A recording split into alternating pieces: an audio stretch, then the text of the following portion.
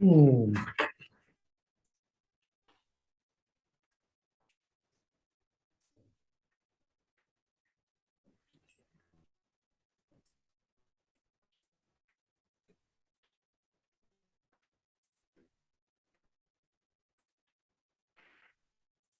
Good morning, everyone. The time is 11:09, and I call this meeting to order. Mr. Said, can you please read the notice of the public meeting? Chairwoman, this is a regularly scheduled meeting of the New Jersey Cannabis Regulatory Commission's 2024 annual meeting schedule. Adequate notice of this meeting has been provided in accordance with the Senator Byron M. Baer Open Public Meetings Act. Notice of the meeting was provided to the Asbury Park Press, Bergen Record, Courier Post, Star Ledger, and the Trenton Times on December 12, 2023. The agenda and information regarding the in-person meeting and the ability to live stream was also posted on the CRC website. The meeting time and location has also been posted on the website of the New Jersey Cannabis Regulatory Commission and with the Office of the Secretary of the State. Thank you. Can you please take the roll call? Commissioner Barker, Present. Commissioner Del Cid Coso, Present. Commissioner Nash, Present. Vice Chair Delgado, Present. Chairwoman Wayman. Present. We now have a quorum. The first order of business is for the Commission to go into executive session to discuss legal matters and litigation updates. These are discussions that are not shared with the public. We believe the executive session should take about 90 minutes. Thank you. Is there a motion to go into executive session? Madam Chairwoman, I move go into executive session. Second. Moved by Commissioner Barker. Is there any discussion on the motion to go into executive session? None. All those in favor of going into executive session, say aye. Aye. All those opposed, say nay. Any abstentions? Motion passes. So again, we expect the executive session to last 90 minutes for today. Sorry, we had last minute, so we needed to extend the executive session a little bit longer than was noted on the website. Apologies for that, but we can expect to resume the public session at, let's say, 12:45. Thank you, everyone.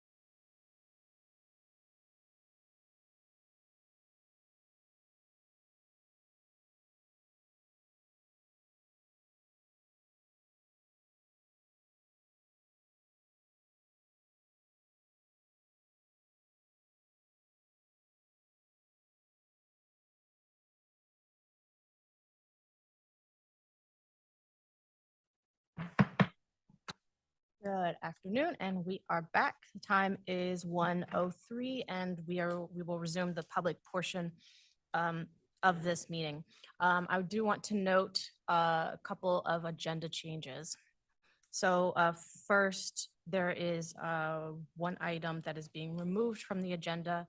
That is consideration of enforcement action, item number 104-24.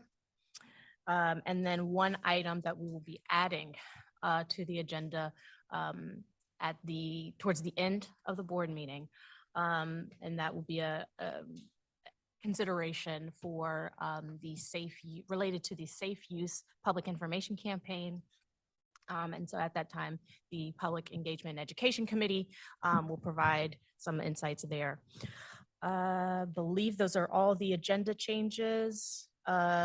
Director Riggs, is that accurate? That is accurate, ma'am. Okay, great, excellent. So with that, then we will move on. Next up on the agenda is approving the minutes of both the commission's open and executive sessions held on July 18th. The minutes have been shared with the members of the commission prior to this meeting. Thank you. If there are no further edits to the minutes, I'll ask for a motion. Madam Chairwoman, I move that we accept the approval of the prior minutes from the 18th of July. Vice Chair Delgado moves to approve the meeting minutes of July 18th. Is there a second? Second. Seconded by Commissioner Del Cid Coso. Is there any discussion on this motion to approve the minutes? Hearing none. All those in favor say aye. Aye. Aye. All those opposed say nay. Any abstentions? Motion passes.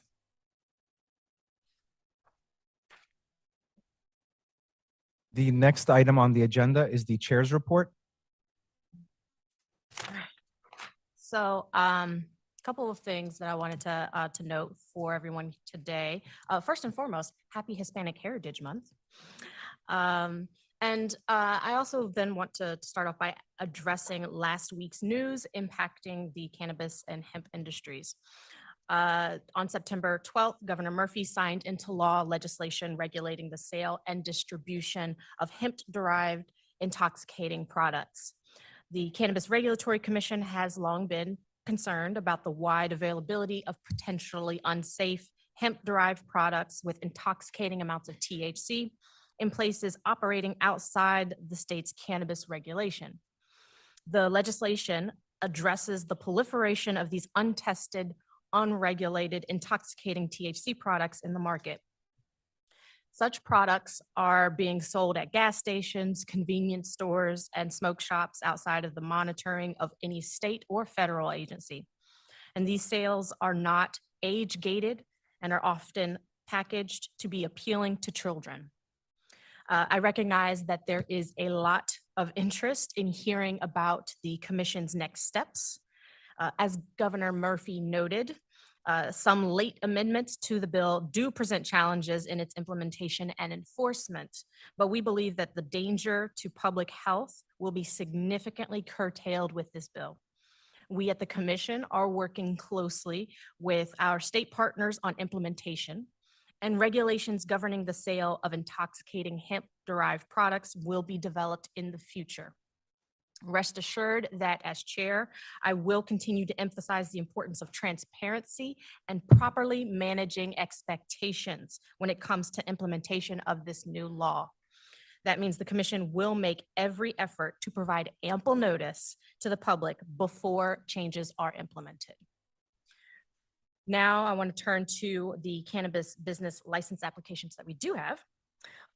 The commission does still have a lot of inactive applications sitting in our application portal and unable to advance through the application process because businesses aren't responding to NJ-CRC staff when they try to reach out to fix deficiencies in these applications. So please ensure that your contact information is up to date and correctly listed in your application. Check your spam folders, check your voicemail, and contact the Office of Diversity and Inclusion Office of Licensing, or your assigned investigator if you have questions about how to fix a deficiency in your application. This is going to be my last warning that in order to avoid issues in the future and allow business owners to submit new applications, we will need to start removing these applications from our system. Next slide. Now, on some brighter news. Thanks to our Office of Diversity and Inclusion and our patient and customer service team, current and prospective patients and caregivers can get on-site assistance with enrollment in the medical cannabis program at any of our MCP registration clinics. Services include assistance with first-time registration, renewing your registration, or updating your patient or caregiver information in the registry. We have 3 clinics that are going to be held over the next 2 weeks, followed by even more clinics later in the fall. So on September 24th, our team will be in Newark. On September 26th, the clinic will be held in Trenton, and October 1st in Atlantic City. Great thing is that you do not need to sign up for these clinics beforehand. Just gather your required documents and walk right in. Details on the clinic locations and what to bring with you are on our website. If you go to nj.gov/cannabis, in the navigation bar on the resources tab, and click on MCP registration clinics. Lastly, as noted during our July board meeting, we do now provide an option for telephone public comments. So those who are delivering their comments in person will be asked to share their remarks first. For anyone who is delivering comments virtually, you will need to dial into the Zoom platform by the beginning of the public comment portion so that we can ensure you are ready to speak when your name is called. To ensure clear audio quality, please use headphones, call from a quiet place, and silence all other nearby devices to avoid background noise, interruptions, and electrical feedback. Folks in the room, we ask that you silence your devices, and if you need to speak to another person, please keep it to a whisper so that we can ensure that everyone is able to hear those who are joining us by telephone. So that concludes today's chair's report. Are there any questions from the board? Hearing none, Mr. Saeed, we will move on. The next item on the agenda is the Executive Director's Report. Director Riggs, the floor is yours. Thank you, Madam Chair. And I do want to echo the comments and concerns that you raised regarding the intoxicating hemp products. We're happy to see efforts being made to close the regulatory loophole here that allowed these products to be sold in convenience stores and sold to children. I think it's a step in the right direction towards making sure that safety, like it is one of our priorities and one of the pillars that we stand on. I think it is something that is good to see, and we're going in the right direction. I'm going to give a dispensary opening update. So I'm not going to read all the dispensaries, but we'll leave this slide up. There have been multiple dispensaries that have opened in the recreational space, adult use space, and there's been 1 medical only dispensary that have opened. There's 19 adult use dispensaries, so there's 20 total that have opened since last meeting. Also going to give a licensing update. So as of today, or as of September 4th of 2024, there's been a total of 2,689 applications submitted. A little over 2,000 of them have been approved. There's 134 applications that are pending review with the Office of Licensing, 314 applications that are pending resubmission following a cure, as you stated. We're going to be cleaning some of those out hopefully soon, but we want these folks to cure these applications. And then there's 124 applications that are under review in the Office of Compliance and Investigations. This is total recreational licenses approved as of September 4th of 2024. A little less than 1,500 conditionals, 367 conditional to annual conversions, almost 200 annual licenses, 78 expanded ATCs, So there's a total of 291 operating licenses under AU and medical permits that have been issued.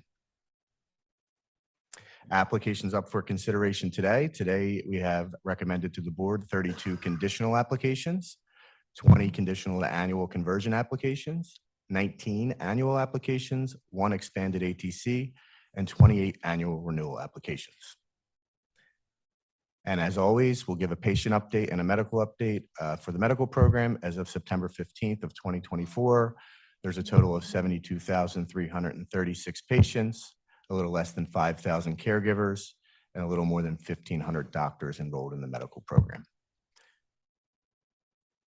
That is my update as the executive director, and I will turn the floor back to you, Madam Chair. Thank you, Director Riggs. Are there any questions from the board regarding Director Riggs's report? Hearing none, we will move forward. The next item on the agenda are the committee reports. So we will hear from our Product Safety, Packaging, and Labeling Committee. Good afternoon, everyone.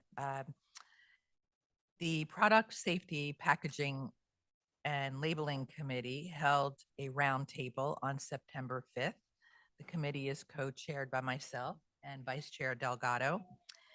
And the roundtable topic was to reach out to medical patients and healthcare providers to solicit feedback on monthly allotments and also pricing. We're very transparent about our process, and we do care about who is at the table to weigh in. And so communications led by Director Blake had put out a memo that invited patients and healthcare providers to be a part of this roundtable. We had over 500 responses, people that were interested in weighing in. So we do appreciate that.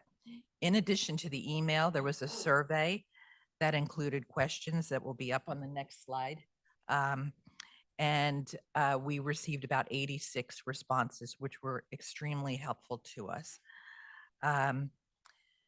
However, even though we had 500 respondents, we asked people to confirm their attendance, and we ended up with 4 people. So just for future, we are having roundtables with other committees. There's one next week with the Key Committee. And if you do sign up, we want to hear from you, but please make sure you're able to attend. Otherwise, we're going down the list to pick the next person so we can have these robust discussions. So again, we received responses to the email survey questions, and next slide. And so I thought this was interesting and helpful if anyone would like to take a look at the questions and the responses. You could leave it up for a minute here. And so this conversation is about improving the patient experience, understanding what's working in the medical program and how we can make it better for people. So your input matters, doctors' input matters, and also stakeholders. That's good. So what we do with this information now is we're going to review and assess all of the feedback that we received. Vice Chair Delgado and I plan to have some more conversations very soon with more healthcare providers to weigh in on, what is the right allotment amount, and also to get some stakeholder input, whether it's advocacy groups as well, to help inform our medicinal policy. That is all I have. Vice Chair Delgado, is there anything else you would like to add? No, I don't have anything to add. Thank you very much, Commissioner. Welcome. All right, and thank you. Thank you, Commissioner Nash. Are there any questions from the board? No, thank you again for hosting that roundtable. I'm really glad that there was still some robust conversations, even if the turnout was less than expected. And I do encourage people to participate in these roundtables. They help us, the board, shape the rules and the regulations that are forthcoming for updating our medicinal cannabis regulations. So want your input. Your voice matters and it helps us determine what our rules should be as we move forward. So with that, we will move forward. The next item on the agenda is the consideration of public notices and publications. Director Riggs, floor is yours. I believe the edible rule adoption recommendation is first, so I'm going to kick it over to Chief Counsel Dave Twason. So last year, the commission waived several regulations to allow for additional edible forms. And on a parallel path, we proposed our rules on additional edible forms. They were proposed in the New Jersey Register on October 16th, 2023.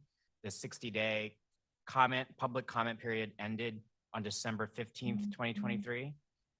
So the new rules expands the type of edible cannabis products, allows for shelf-stable or non-TCS products such as chocolates, baked goods, butters, and single-serve beverages.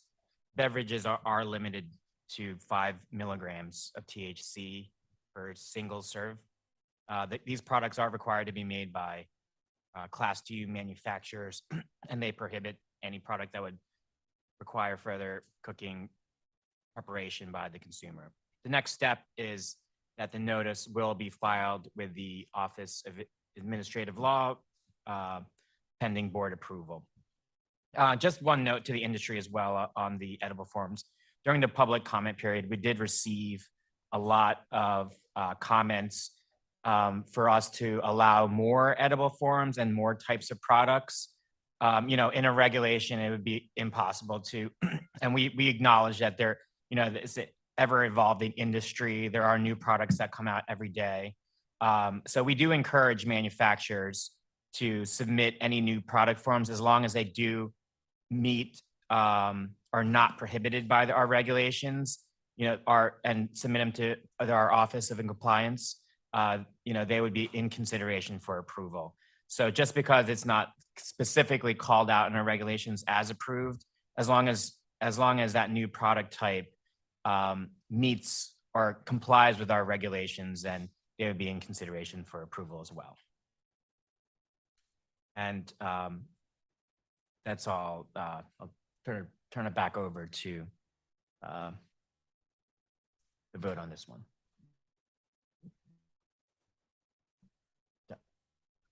Thank you. Thank you very much, Chief Counsel.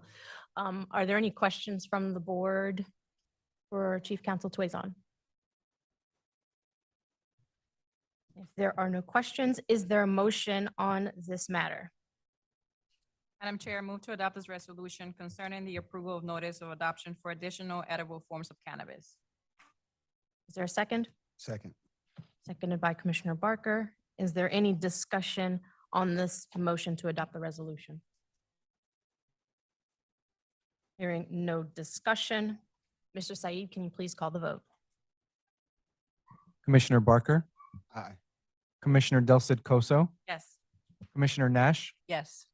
Vice Chair Delgado, Yes. Chairwoman Waynu. Yes. The motion passes.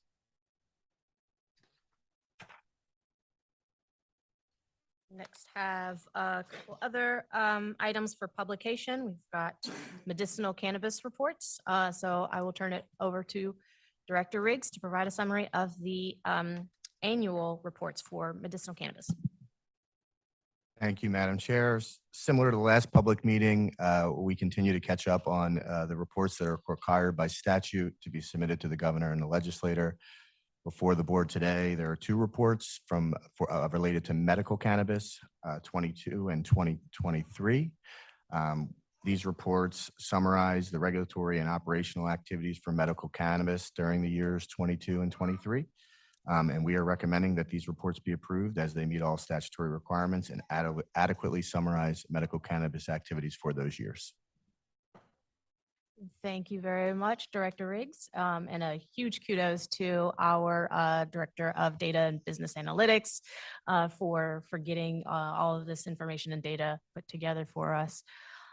Are there any questions from the board regarding the medicinal cannabis reports for 2022 and 2023? All right, hearing none, is there a motion? Madam Chair, I move to approve the medicinal reports for 22 and 23. Moved by Commissioner Nash. Is there a second? Second. Seconded by Commissioner Del Cid Coso. Is there any discussion on this motion? Hearing no discussion, Mr. Said, can you please call the vote? Commissioner Barker, Abstain. Commissioner Del Cid Coso, Yes. Commissioner Nash, Yes. Vice Chair Delgado, Yes. Chairwoman Wenu.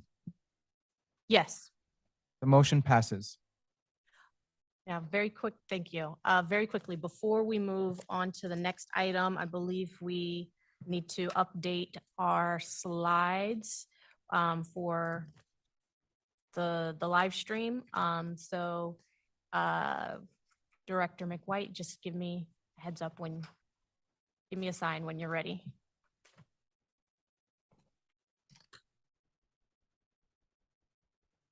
Fantastic.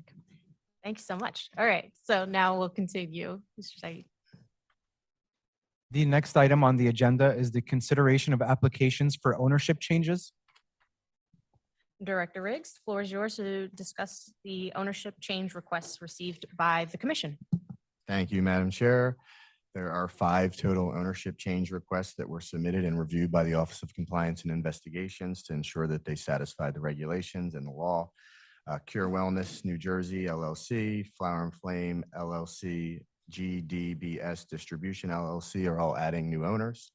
Lucky Buds, LLC, TCG, New Jersey is changing their ownership structure. Each of these entities has satisfied the regulatory requirements for an ownership change. All owners and individuals that were required to be vetted were done so by the Office of Compliance and Investigation, and these individuals were deemed qualified to enter into the adult use market. And therefore, we are recommending approval of all 5 ownership changes. Thank you. Thank you, Director Riggs. Are there any questions from the board regarding the ownership change applications? Hearing no questions from the board, is there a motion on this matter? Madam Chairwoman, I move that we approve the request for transfer of ownership changes to the 5 applications listed by Executive Director Riggs. Moved by Vice Chair Delgado. Is there a second? Second. Seconded by Commissioner Nash. Is there any discussion on this motion?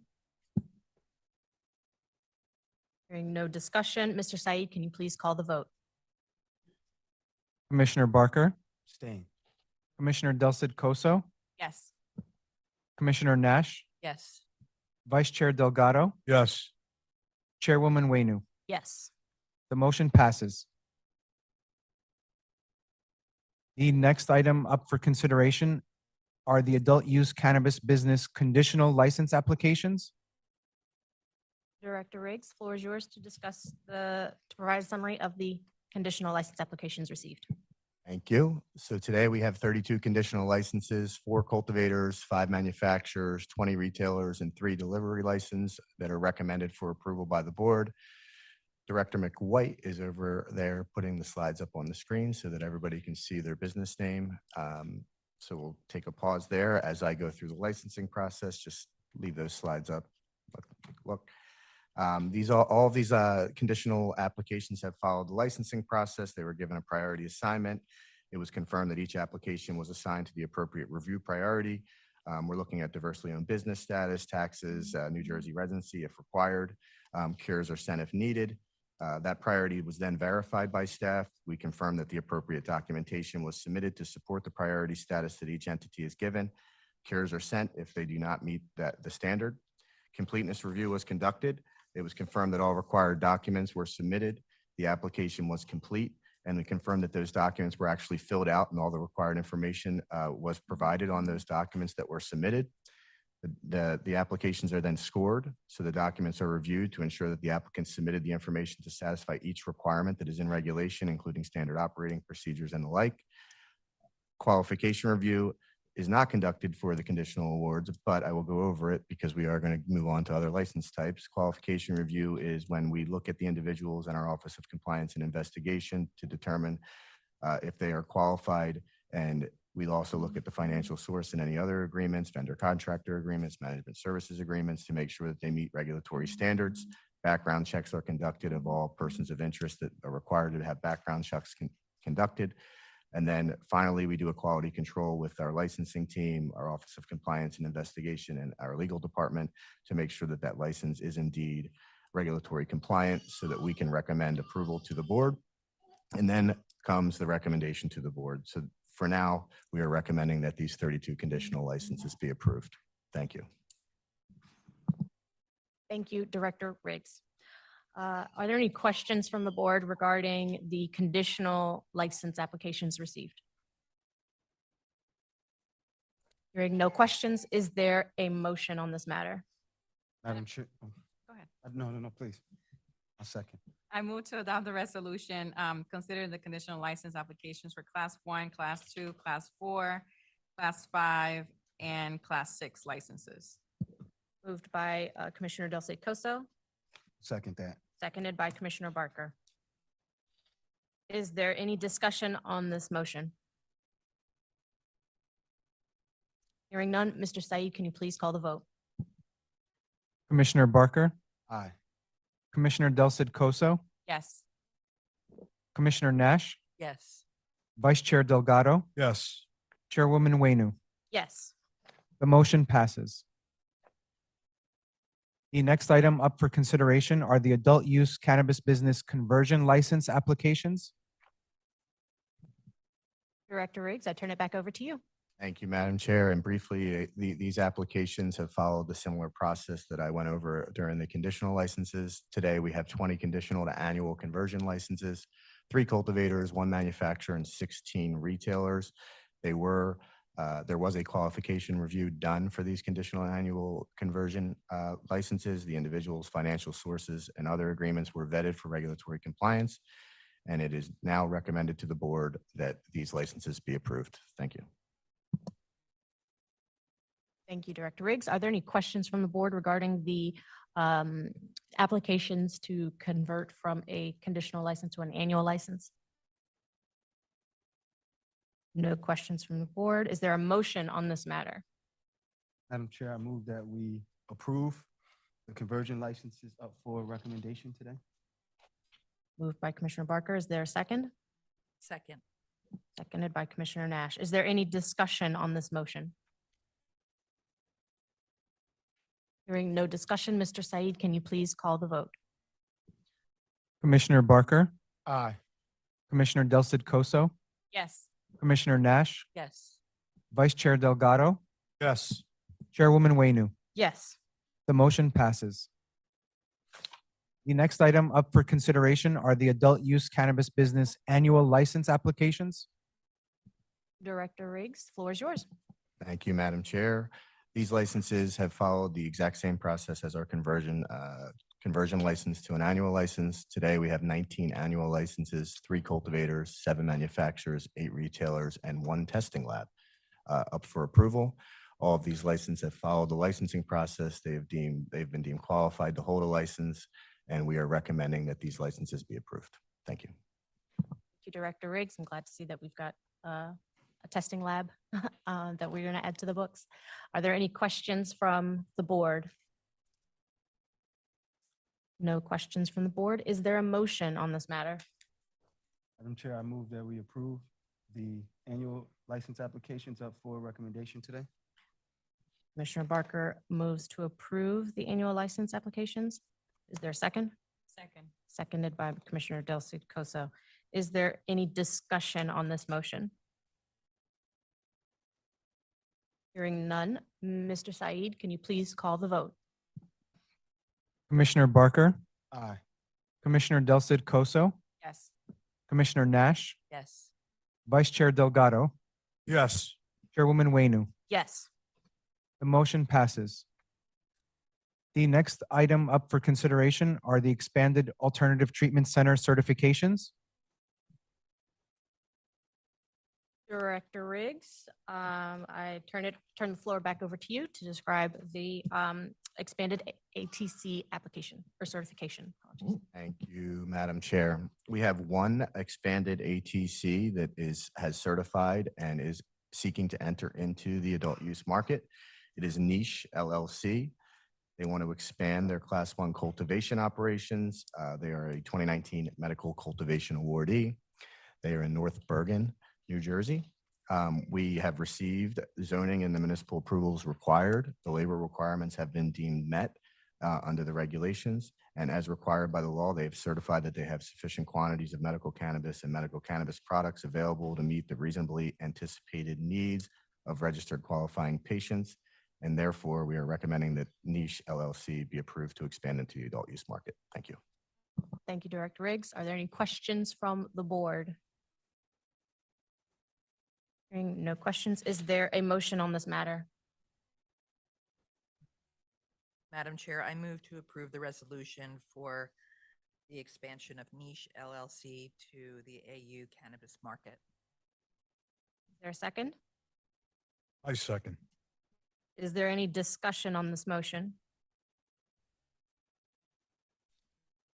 Hearing no discussion, Mr. Said, can you please call the vote? Although it sounds like we've got a young one that wants to chime in on the debate. I love to see the early engagement in civic activity. Mr. Said, can you please call the vote? Commissioner Barker, Aye. Commissioner Del Cid Coso, Yes. Commissioner Nash, Yes. Vice Chair Delgado, Yes. Chairwoman Wainu. Yes. The motion passes. The next item up for consideration are the adult use cannabis business annual license renewal applications. All right, so here we've got quite a few. So Director Riggs, floor is yours. So today we have 28 licenses up for renewal. It's pretty much the same as the licensing process. These entities have submitted to the licensing process. They were deemed qualified originally. Our Office of Compliance and Investigations is always looking to make sure that the regulations are followed. So these entities have provided the required documentation for renewal. The documentation has been reviewed and approved by the Office of Compliance and Investigation. I want to make another note here to ensure that all entities follow our regulations and submit material changes to the commission during the course of a year, not on renewal. So if you have an ownership change or you have some kind of change to your business that needs to happen during the course of a year, please do not wait till renewal to submit those changes. The regulations require them to be submitted immediately, and they should be submitted immediately. But with that said, I am recommending that all of the renewals be approved, and Wesley will keep them up on the screen.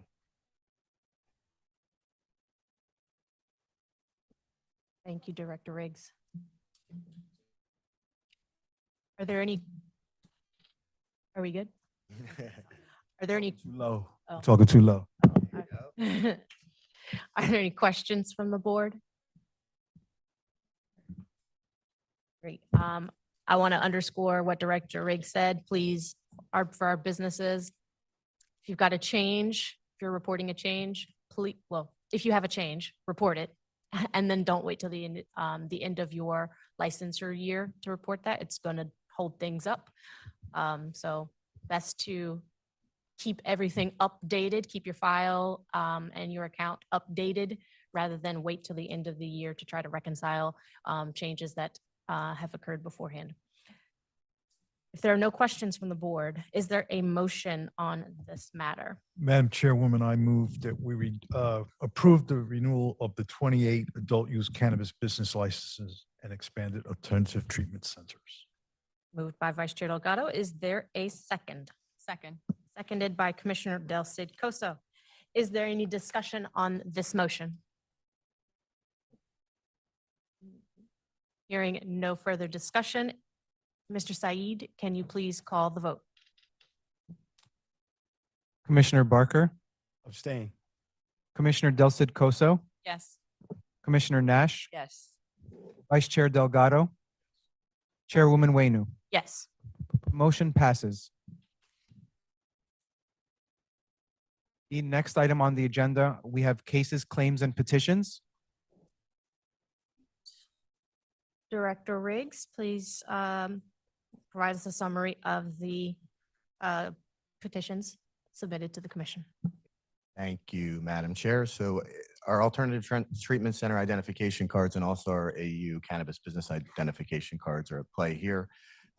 These are recommendations for rehabilitation for employees. We have 3 ATC employees and 1 adult use employee. They've received notice that their criminal history check revealed a disqualifying conviction under each relevant standard. The employee was then given an opportunity to challenge the accuracy of that criminal conviction and/or request a determination of rehabilitation. All 4 of these individuals have requested a determination that they be deemed rehabilitated, and they have shown through clear and convincing evidence that they are rehabilitated and able to work in the cannabis industry. And therefore, we are recommending approval of all 4 of these individuals. Thank you. Now I believe we have, we're taking these in turn, starting with the employee identifications for the ATC employees. So we'll start first with the ATC employees. I believe that we've got three individuals subject there. Are there any questions from the board for Director Brown? I'm sorry, Director Riggs. A serious lapse in memory. All right. If there are no questions for Director Riggs, is there a motion as it pertains to the 3 ATC individuals applying for an ID card? Madam Chair, I move that we approve the request for determination of rehabilitation. Is there a second? Second. Seconded by Commissioner Del Cid Coso. Is there any discussion on this motion? Hearing none, Mr. Said, with respect to the 3 ATC identification cards, could you please call the vote? Commissioner Barker, Aye. Commissioner Del Cid Coso, Yes. Commissioner Nash, Yes. Vice Chair Delgado, Yes. Chairwoman Wainu. Yes. The motion passes. All right, now we turn to the adult use cannabis business identification card. So we have 1 individual that falls into that bucket. Are there any questions from the board for Director Riggs with respect to this individual? Hearing no questions, is there a motion? Madam Chair, I move to approve the request for determination of rehabilitation for an AU cannabis business employee / applicant. Second that. Seconded by Commissioner Barker. Is there any discussion on this motion? Hearing none. Mr. Said, with respect to the cannabis business identification card, can you please call the vote? Commissioner Barker, Aye. Commissioner Del Cid Coso, Yes. Commissioner Nash, Yes. Vice Chair Delgado, Chairwoman Wainu. Yes. The motion passes. The next item up on the agenda, we have consideration of enforcement actions. So here, these we will take one by one. All right. So Director Riggs, I'll turn the floor over to you for our first item. That's in a INV 6724. Thank you, Madam Chair. Before we get into the individuals' facts on each of these cases, we have all of these enforcement actions listed on 2 slides. Next slide, please. Okay, so this is a notice of violation issued to Curaleaf NJ. It was a failure to adhere to record keeping and tracking of cannabis products. Metric C to sale tracking audit by our Office of Compliance and Investigation was conducted, and it was determined that not all of the transactions were in metric as required by our regulations. Corrective action plan was timely submitted. The reasonings for failure were related to the metric rollout and training. The corrective action plan indicated that they've taken measures related to training personnel and hiring additional personnel to monitor the tracking system. However, these are violations of the regulations and therefore an enforcement action is recommended to the board. Thank you. Thank you, Director Riggs. Are there any questions from the board? Hearing no questions, is there a motion with respect to Curaleaf? If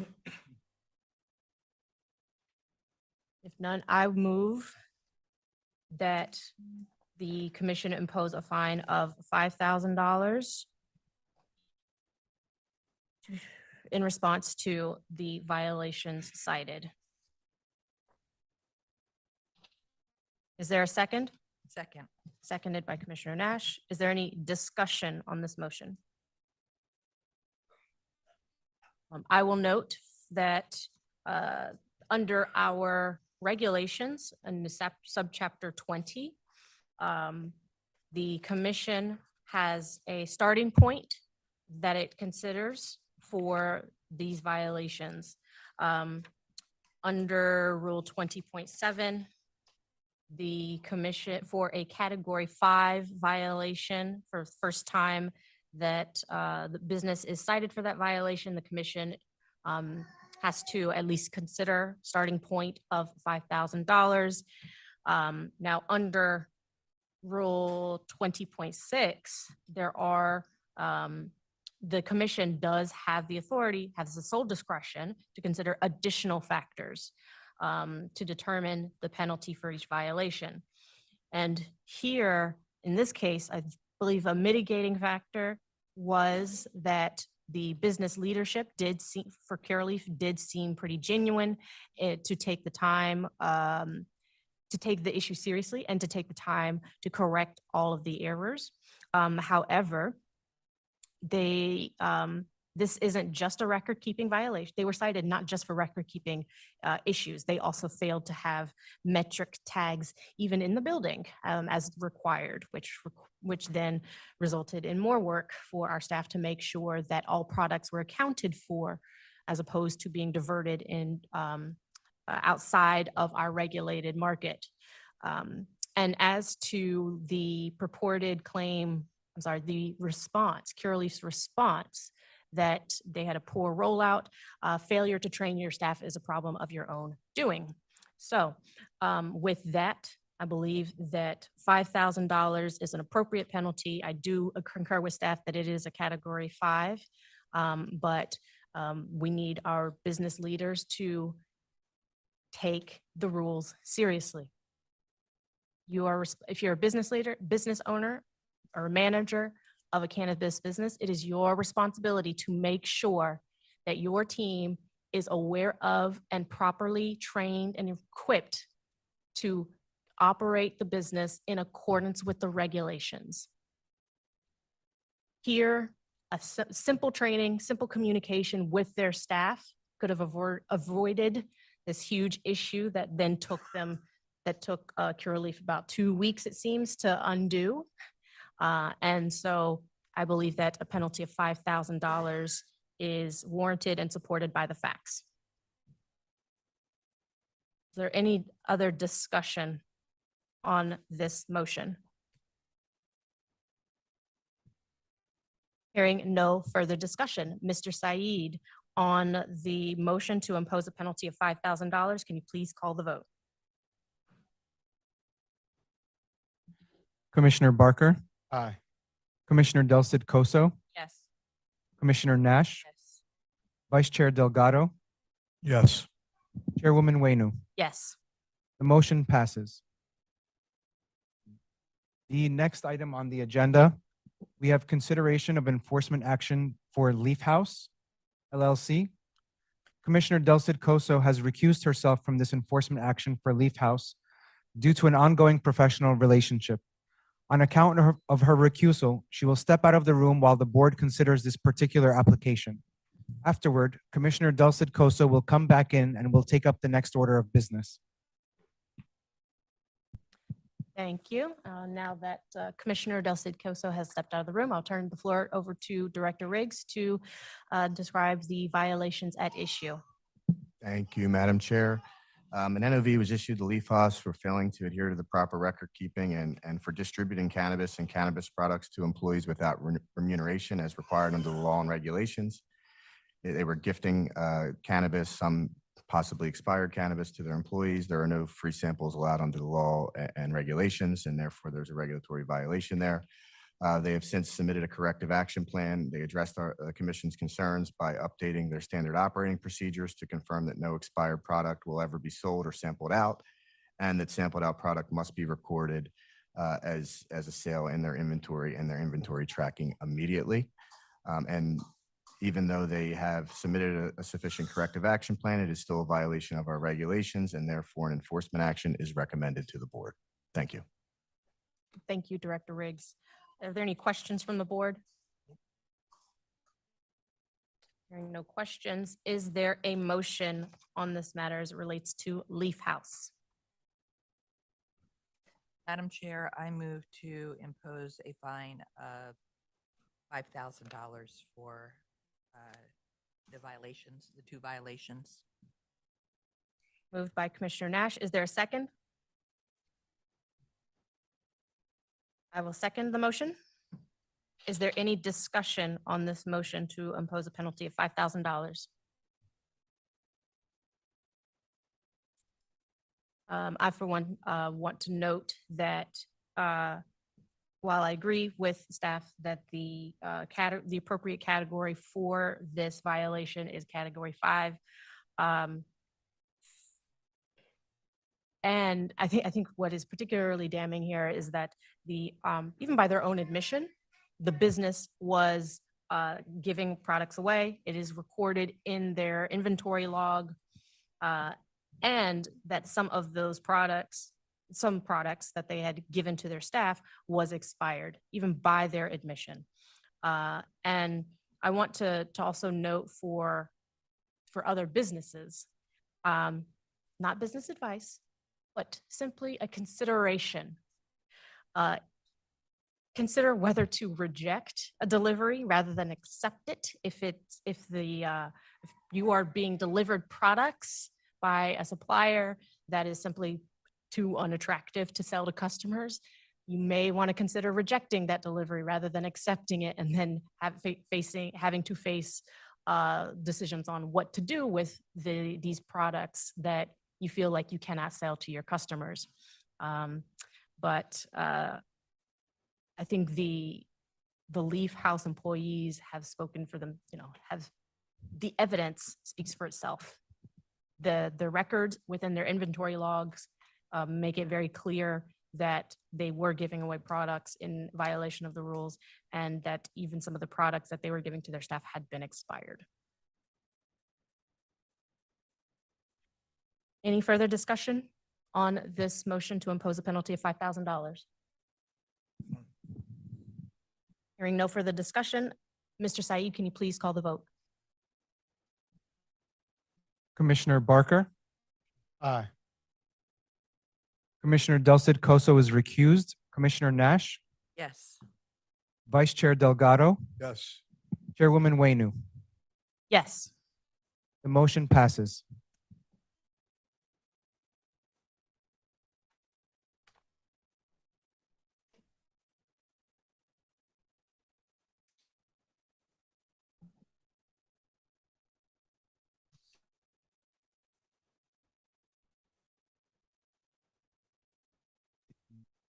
The next item on the agenda, we have enforcement actions for green medicine.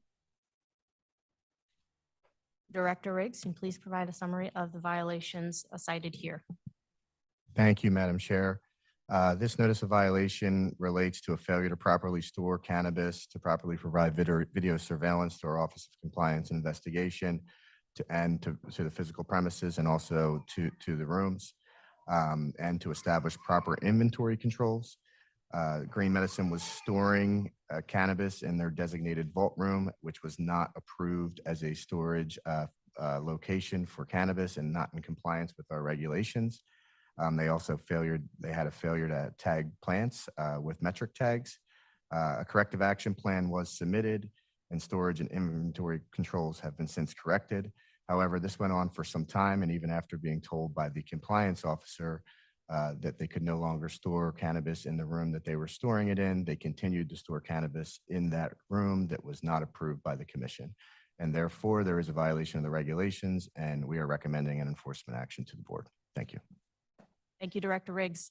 Any questions from the board regarding the information provided? Director Riggs, what was the length of time? I have to look at my notes, but I believe it was several weeks. I think it was a month. Thank you, Director Riggs. Director Riggs? Sure. Did they have plants growing for adult use in their facility?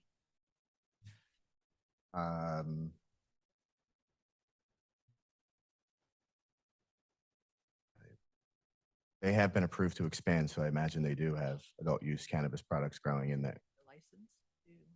At the time of this violation, I'd have to look back at my notes.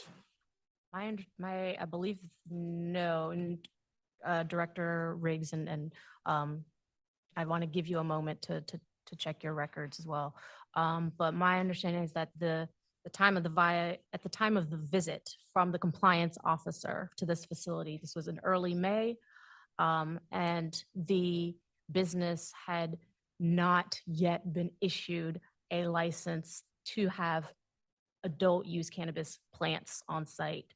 And I don't even know if I don't recall if they had even been approved by the commission at that point to expand into the adult use market, but they were not issued a license that at the time that the compliance officer visited the facility. That is my understanding. Yes, and Madam Chair, you are correct in your understanding. So they were growing the plants for AU without a license? No, they were growing medical cannabis. Medical cannabis only? Yes, at the time of the violation. They were authorized they were only authorized to have medical I know that. cannabis. Okay. Yeah, but it seems that they had claimed, so the compliance officer observed that nearly 80% of their plants were not tagged properly with under the medical cannabis plants, but they had claimed that they were holding on to these plants in the hope of expanding into the adult use market. But at that time, they had not been approved to operate or have any cannabis plants for the adult use market.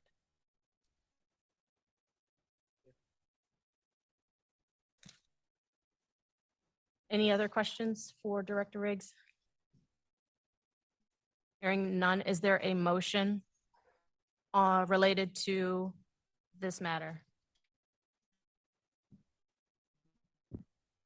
Madam Chairwoman, I move that we move for this, for the sanctions. I'm sorry, could you repeat that? I move that we approve the imposition of sanctions. Sanctions in the amount of how much? $5,000. $5,000. Is there a second? Is there a second on the motion to impose sanctions in the amount of $5,000? Second. Seconded by Commissioner Nash.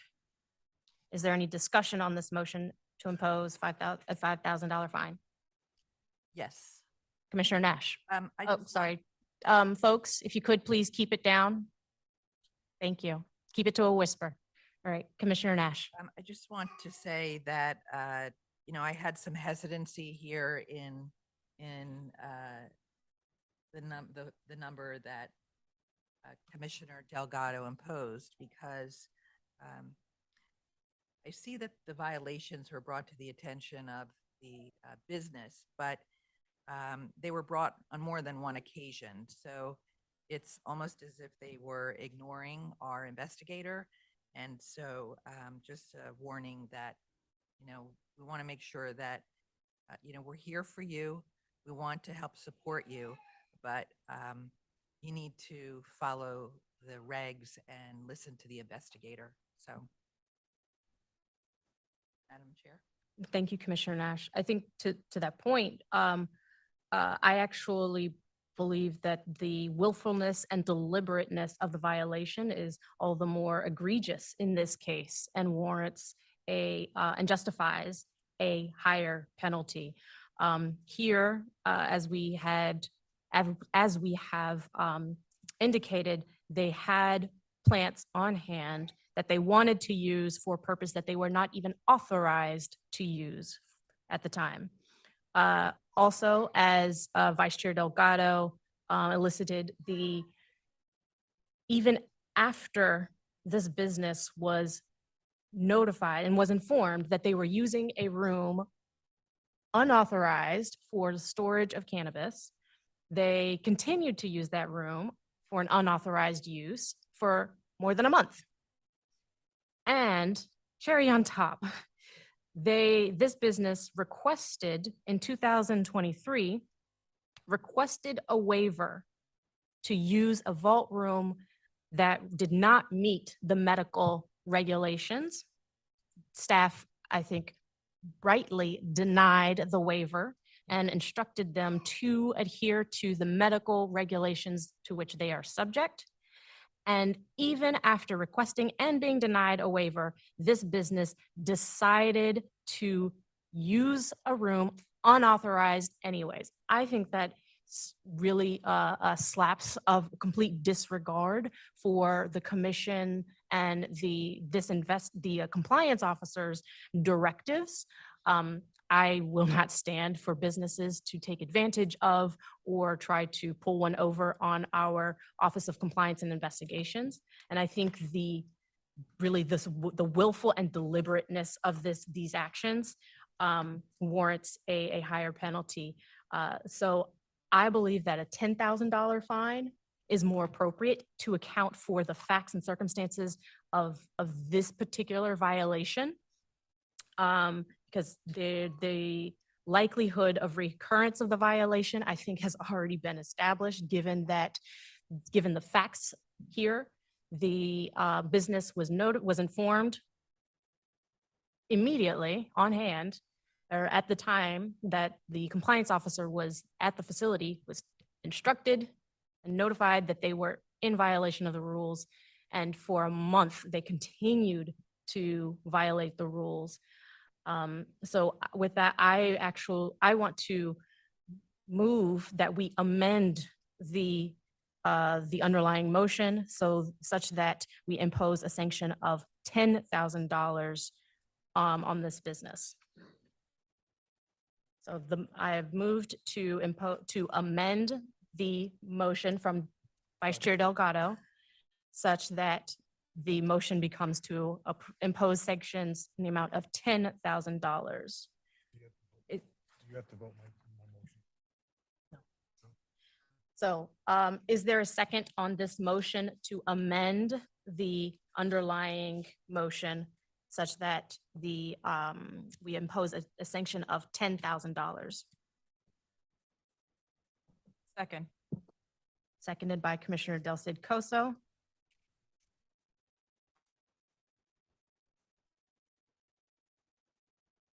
Is there any discussion on this motion to amend?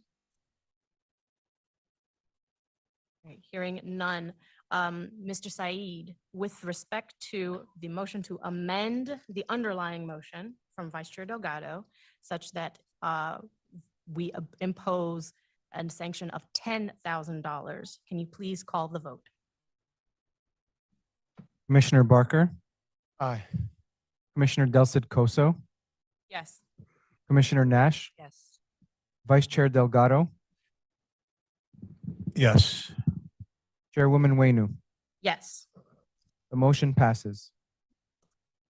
So now that the motion has been amended, the motion presently on the floor for the board is to impose sanction in the amount of $10,000. Is there any discussion on this motion as amended to impose $10,000 fine? Hearing no discussion, Mr. Said, with respect to the motion to impose a fine of $10,000 on Green Medicine, can you please call the vote? Commissioner Barker, Aye. Commissioner Del Cid Coso, Yes. Commissioner Nash, Yes. Vice Chair Delgado, Yes. Chairwoman Wenu. Yes.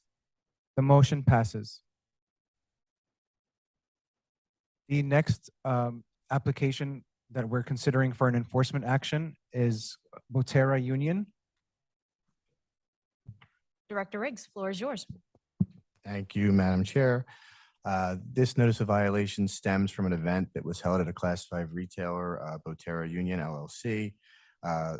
During that event, there were social media posts and there was evidence that there was consumption of cannabis or cannabis products, tobacco or nicotine products on the premises, which is a violation of the regulations, a violation of law, and a violation of their own standard operating procedures. Since these are violations of the regulations, we are recommending that enforcement action be taken by the board. Thank you. Thank you, Director Riggs. Are there any questions from the board regarding Botera Union? There are no questions. Is there a motion on this matter?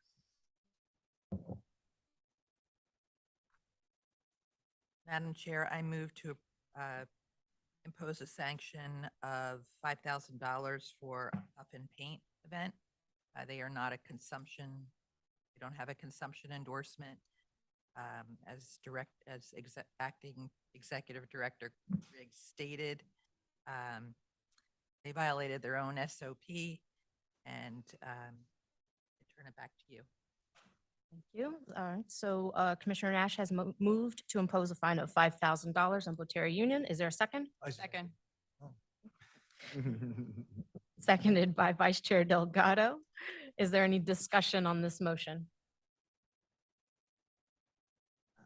I will note that I am supportive of the motion here. I do want to underscore, though, that our staff have determined that this is a Category 5 violation, and though I do agree with staff that it does constitute a Category 5 violation because it doesn't meet the definition of any of the other categories.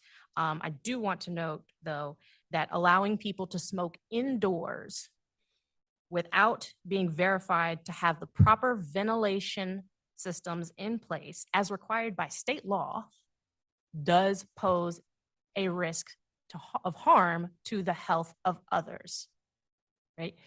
We have consumption areas that are authorized by statute. The commission has adopted rules for that. We are in the process of getting ready to accept applications for cannabis consumption areas.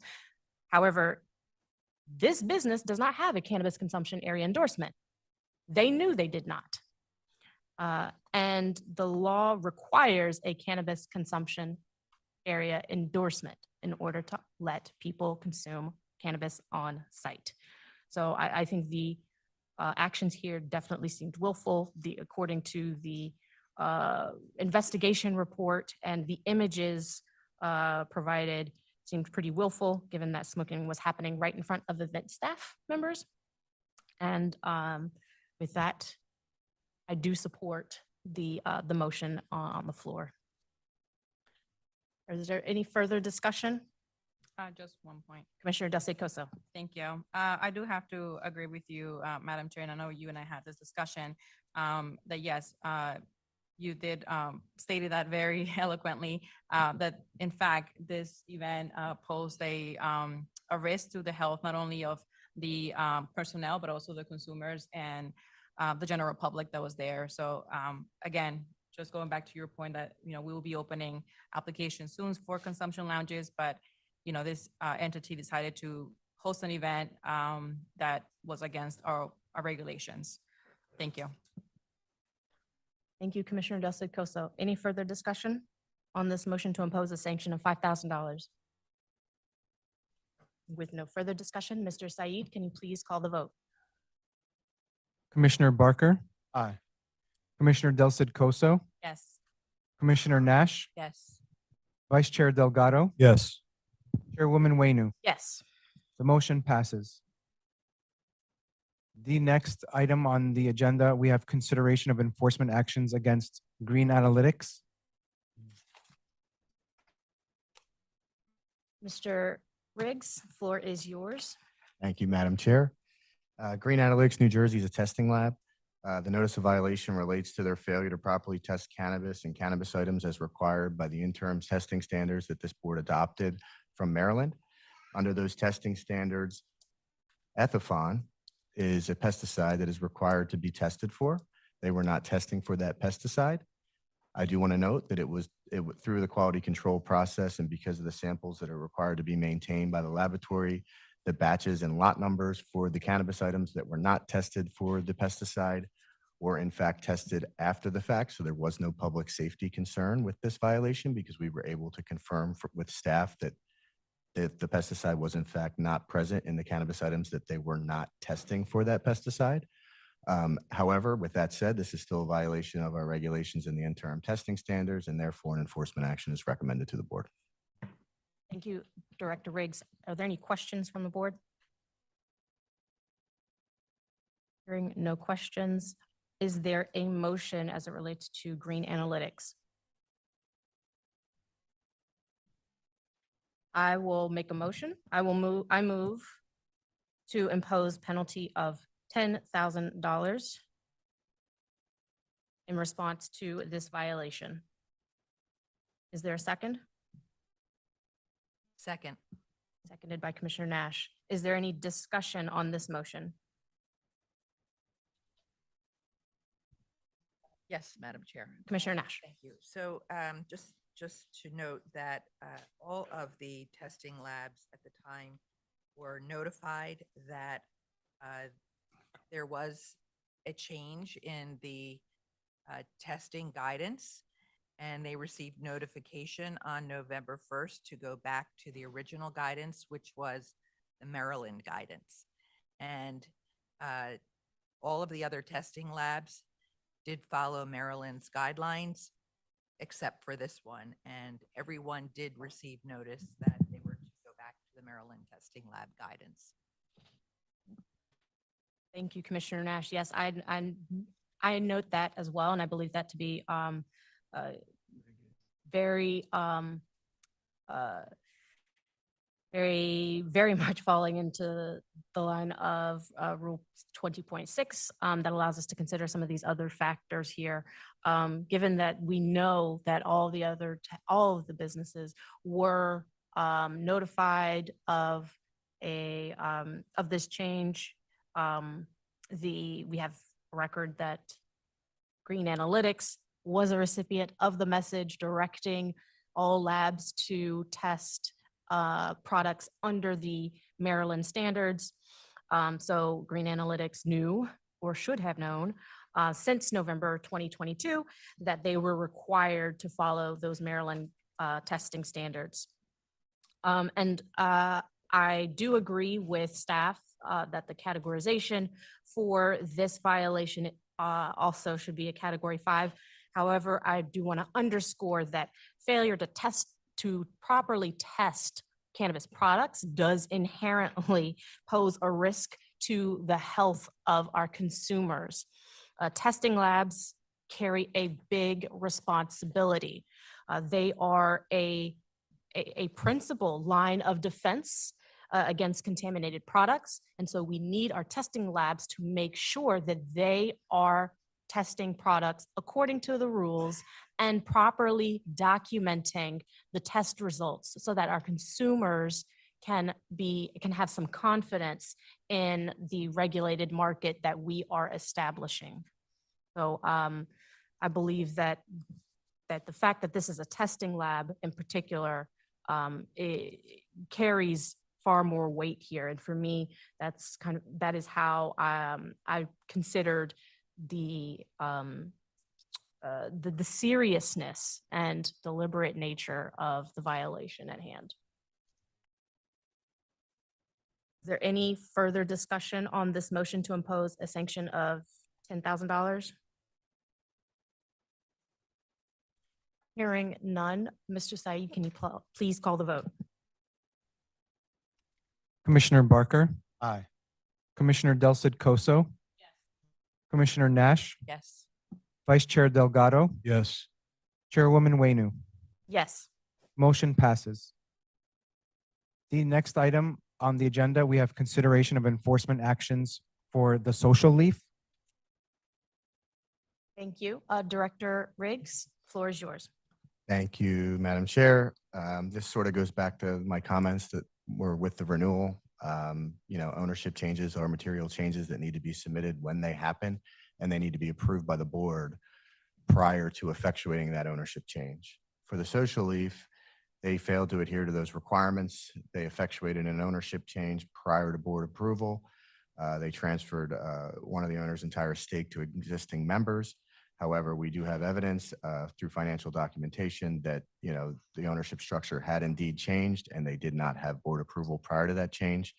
And because this is a violation of the regulations, we are recommending an enforcement action. Thank you. Thank you, Director Riggs. Are there any questions from the board? Hearing none. Is there a motion on this matter?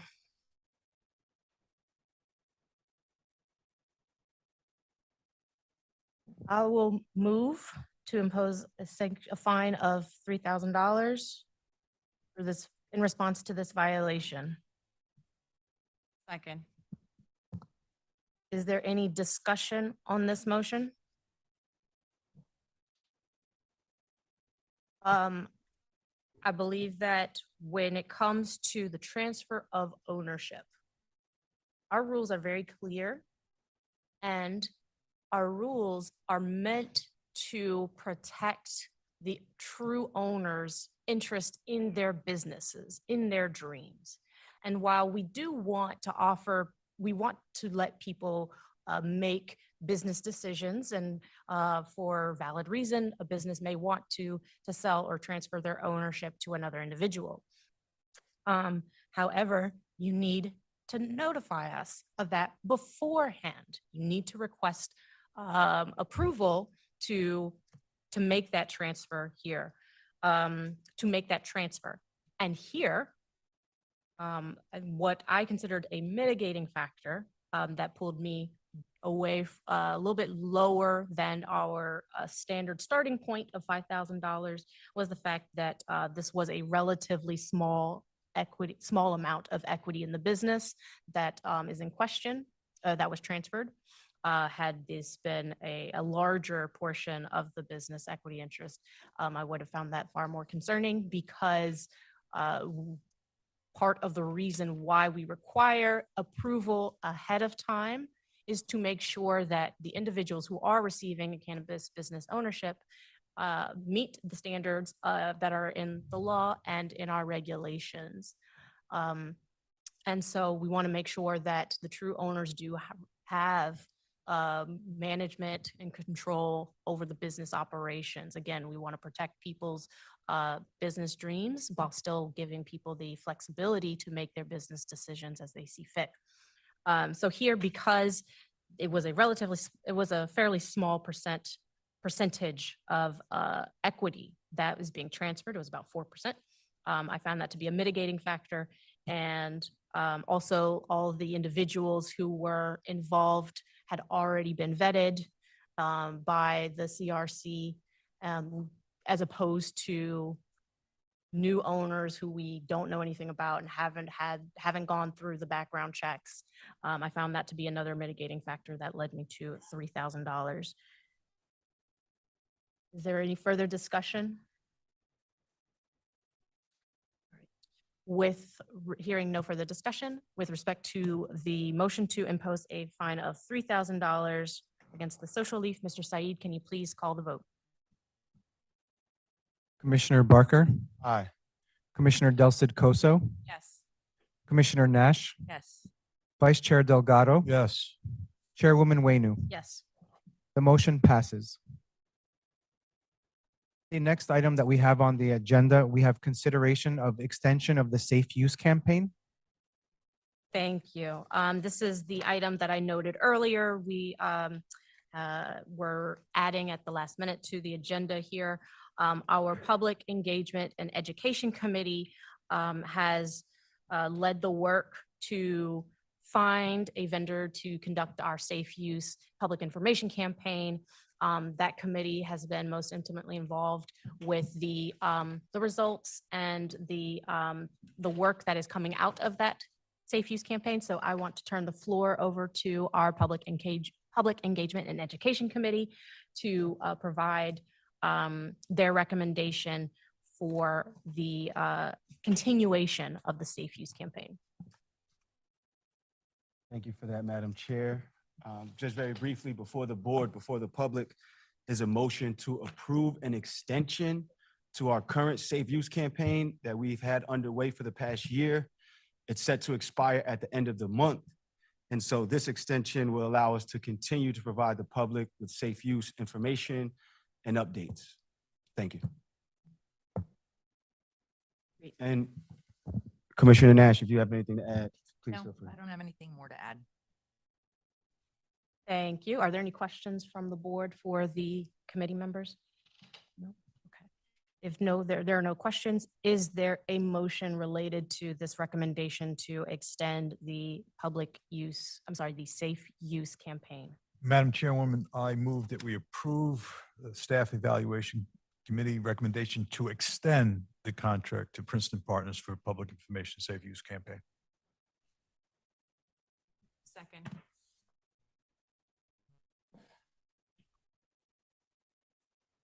All right, we have a motion and a second. Is there any discussion on this motion? I believe that in order to properly extend the safe use campaign, I am supportive of the extension.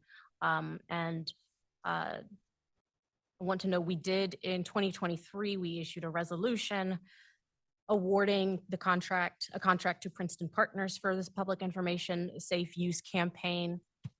I think the provisions of that resolution are important here for us.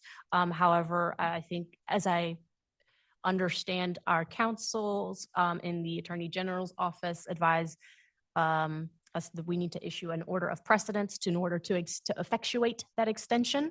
So believe that we should empower the Public Engagement and Education Committee to issue and effectuate an order of precedence to properly and efficiently extend the contract. That I believe we also should be giving the committee the authority to spend additional funds as needed to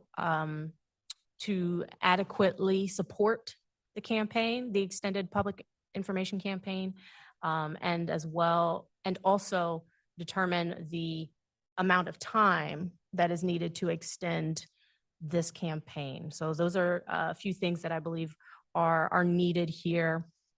And that is why I'm supportive of this resolution. Is there any further discussion? Any other comments for from the committee members? All right.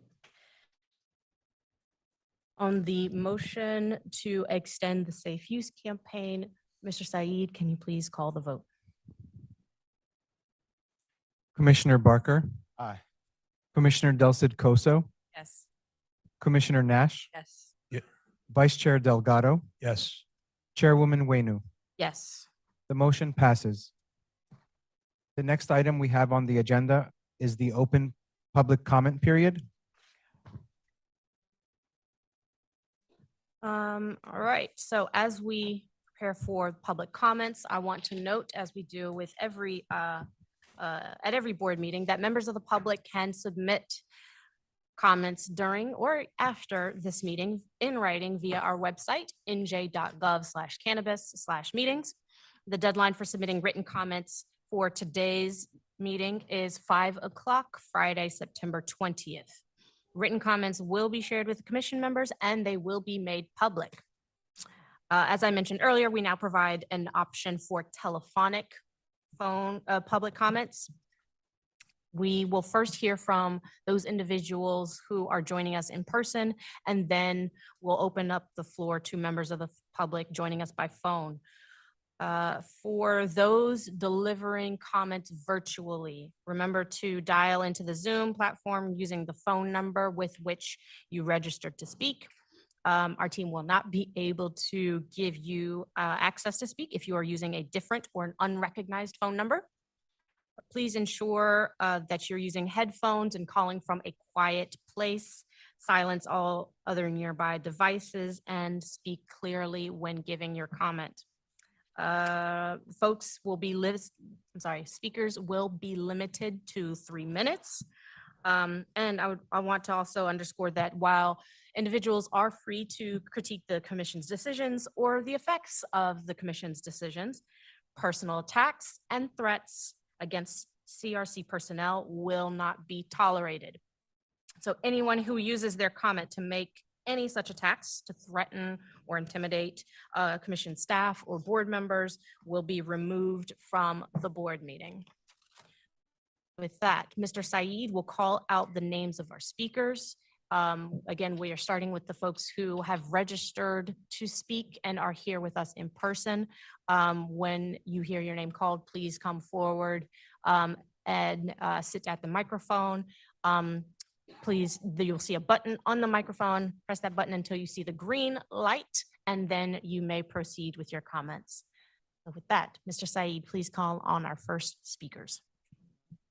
Thank you, Chairwoman. As a reminder, public speakers during this afternoon's public comment period will be limited to 3 minutes. Please be respectful and concise during your comments. The first person that I'm going to call is Dr. Aliza Brevard Rodriguez.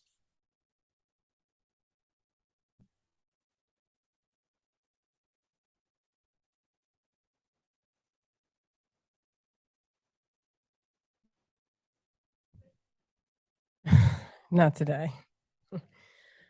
Good afternoon, commissioners. My name is Dr. Eliza Brevard Rodriguez. Am I saying more? We good? Okay. Hello, commissioners. It's nice to see you again. We've obviously met under similar circumstances, but unfortunately, I've never actually had a single conversation with any of you. That's because despite being a story on your data set monthly as a success story, everyone telling me how grateful they are that I'm in this industry and using my voice to strengthen it, and even lending my free time and energy to do a panel for you all to help grow this industry. Yet no one replies to my email. People avoid me like the plague. And I'm like the veteran that's just disposed right after being kicked out of the Navy. You know, I went on this journey because I was ending my 10-year military career that I thought was going to be for 20 years. I'm a disabled veteran. I spent 10 years as a military police officer. And on my last tour during COVID, I was injured. And I was faced with a new challenge of, am I going to go into a new industry, or am I going to fight to stay here and complete my other 20 years? And with the hope and the opportunity that you all presented, I decided that I was going to try to jump over to the other side. See, because during my first tour, I missed that little one that you're talking about there. Well, the other one that I have that's 5 years old, I missed a lot of her life because I was doing a lot of tours during COVID. Everybody started dropping. You can imagine the same thing that was happening in society was also happening overseas. And of course, to keep democracy free and everyone here to be able to do what they need to do, well, I had to leave my home and my child to go do that work. Now, after being seen as though I wasn't worthy to stay in the military because of my injuries, I then led myself to a life of cannabis and decided to do this as a business endeavor. And I really, really feel like this state has failed me. You know, when I sit here in the audience and, you know, I hear Commissioner Nass say that we want to help you and we want to hear from you. You have all been hearing from me. I'm very boisterous. I make sure, and it is through constructive and supportive and compassion and empathy that I want us to build this industry together. But we need to speak to each other. We need to work together. And the fact that you had 4 people show up is very shameful. And everyone else needs to understand that that's an issue too. We need to be supporting each other. I already shared the status that my company is in, and I will not sit up here as a voice any further if obviously we cannot get to the finish line, because I will not be a part of this industry. I hope that that's not the story that this is going to end with, because we are in real danger. And the fact that it has taken 30 months for us to get through this process, I'm sitting on a beautiful, beautiful dispensary that's ready to serve my community. It's wellness oriented, it's luxury. It costs $1.3 million of Black and brown only dollars. I really hope that in 2025, we're able to turn a new leaf, because I'm so upset by the outcome.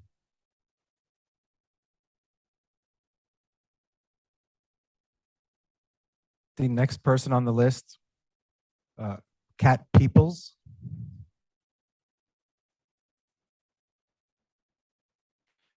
Next person after that is Matthew Lewis.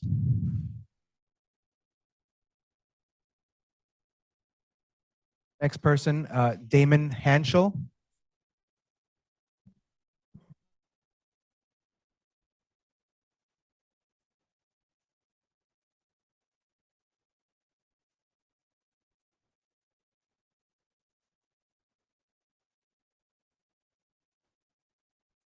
Good afternoon. How are you guys doing? I can't believe I'm meeting you guys in person. I've seen y'all from I started this journey 3 years ago. I don't want to, you guys have taken it to a whole nother level. You did a beautiful job. Miss Wainu, Miss Nash, especially you, Mr. Barker.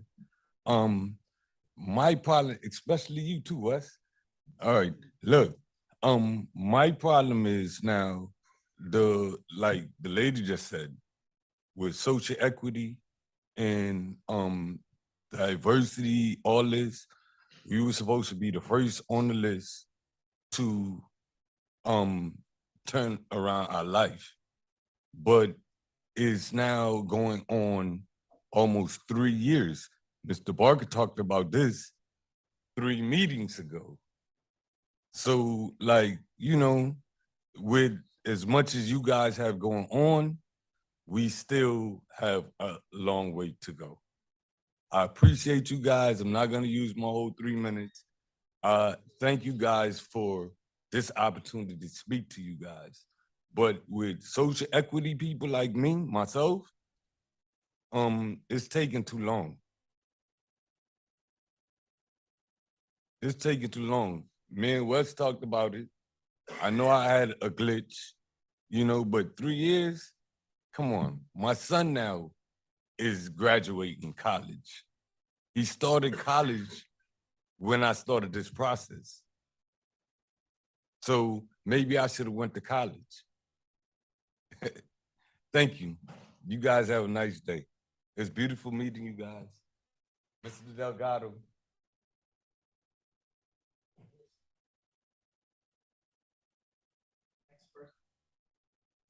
The next person on the list is Michael Odenwald.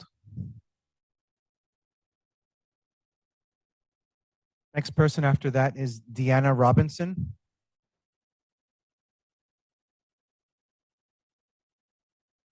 Next person after that is Thomas Norcia.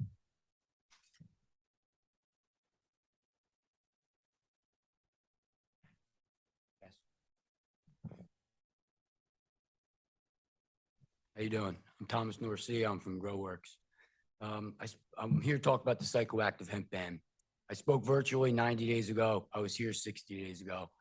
I'm in the middle of harvesting my crops right now. Now, what are we supposed to do? We need a gateway for the hemp growers to get into this program.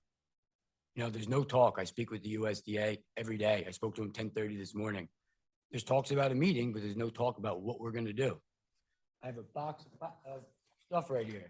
All my products, all USDA, all compliant, lab tested, ready for your market. Wake up, smell the flowers. These are not psychoactive. There's less than 38 businesses in the hemp program right now operating that are now getting screwed because of this. I don't have a source of income in 20 days. What are we supposed to do? I've been here for 5 years. I was here before this program. You know, and what are we just going to talk and people stare? There has to be something on this. Anybody with a license to the USDA hemp program should not be dealing with repercussions of this. We have 30 days to stop. What about our inventory? I understand smoke shops. They claim they were the industry. We're the industry. We were licensed. We're regulated. We're not selling psychoactive stuff.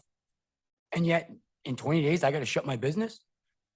I was here before you guys, a year and a half before you guys. Regardless of what my town says, we should be getting grandfathered in manufacturer license, some kind of a gateway so our products could be in your market. We're here.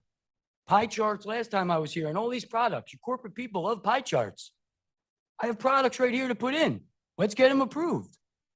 There's less than 38 licenses in the USDA hemp program.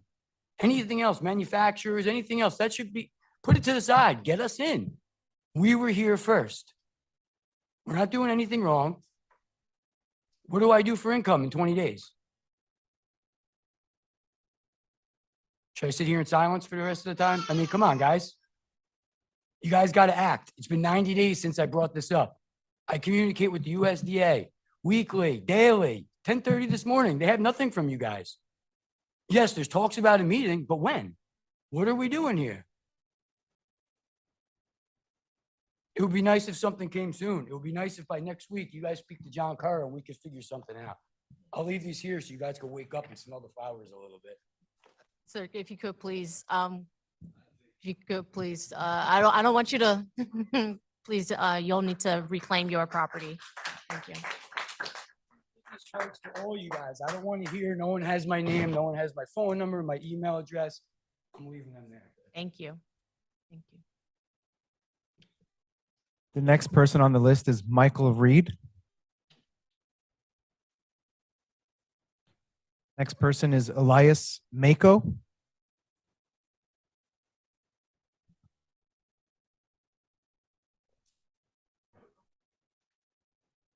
My name is Elias Mako.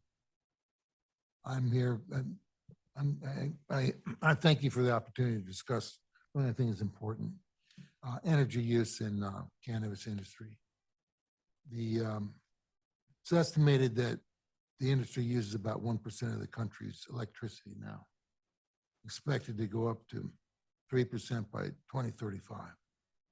And I just want to make you aware of a novel new process that uses a lot less energy to make cannabis oil. And you can make superior, actually better than they have now, carts. Also used for edibles and make cured resin. Anyway, it uses the gas in this. This is a inhaler. It's a 134A. It's actually refrigerant. It's in everybody's automobile. Runs your air conditioning. And it's very specific for pulling cannabinoids. It pulls terpenes and cannabinoids, about 97% efficient. And the cost to run using this kind of machinery can run maybe $5 per liter of cannabis oil. And that's very significant. Anyway, so if you want to check it out any further, you can go to, well, I represent Pure 5. It's number 5, extraction.com. And you can find out more about it there. Thank you.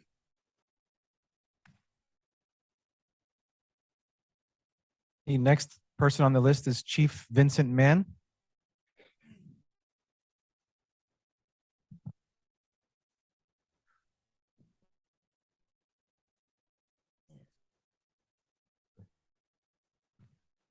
I'll do my best to stick to the 3 minutes. My name is Chief Vincent Mann. How are you all? I find myself in a kind of odd predicament here because we also, like TJ from GrowWorks, are hemp farmers. We rely on our CBD store that we do not sell alcohol in, that we do not sell cigarettes in, that we do not sell nicotine vape pens in, to support our family, to support paying for $100,000 worth of tractors, to support employing people to actually work. I would say that this bill that is put before the people of the state of New Jersey is a benefit, right?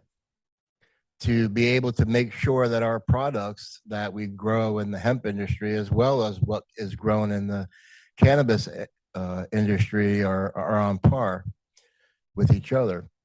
But the fact that businesses like the 38 hemp licensed,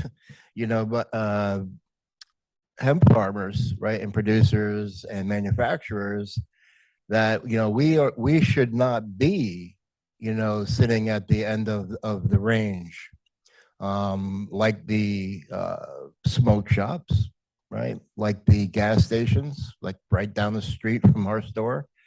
And if we are going to be rolled into the CRC, we need to actually be the people, us 38 businesses, who are sitting there helping you all, to create the regulation that we need to be put into the metric system. There would be nothing greater than us being a part of the metric system, right? With our terpenes and our other cannabinoids. As it is right now, all of the people who are manufacturers in the state of New Jersey, right?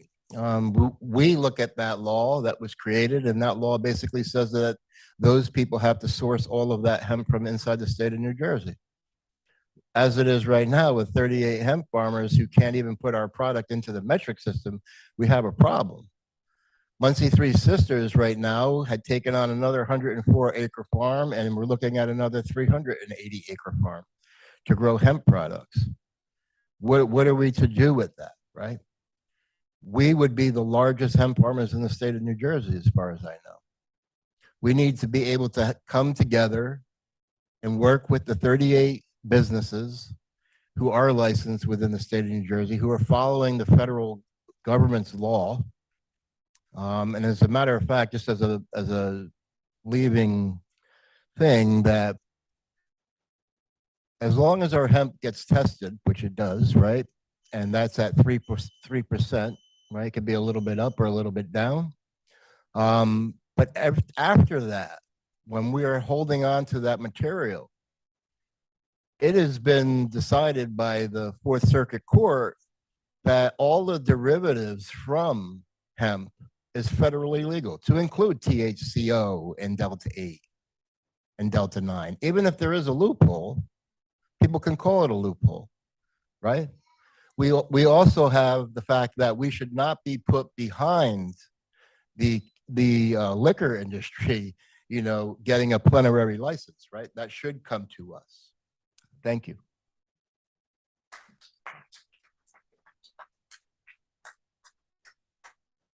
The next person on the list is Oscar Carrillo.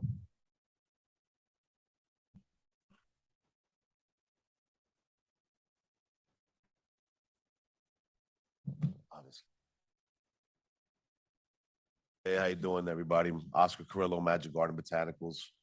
I was here 60 days ago. I was hoping, I just checked my emails just now. Hopefully I could just say thank you to you guys, but that's not the case. Here I am still. I need to know when I can hire people. I need to know when I can run a business. I've had my final inspection.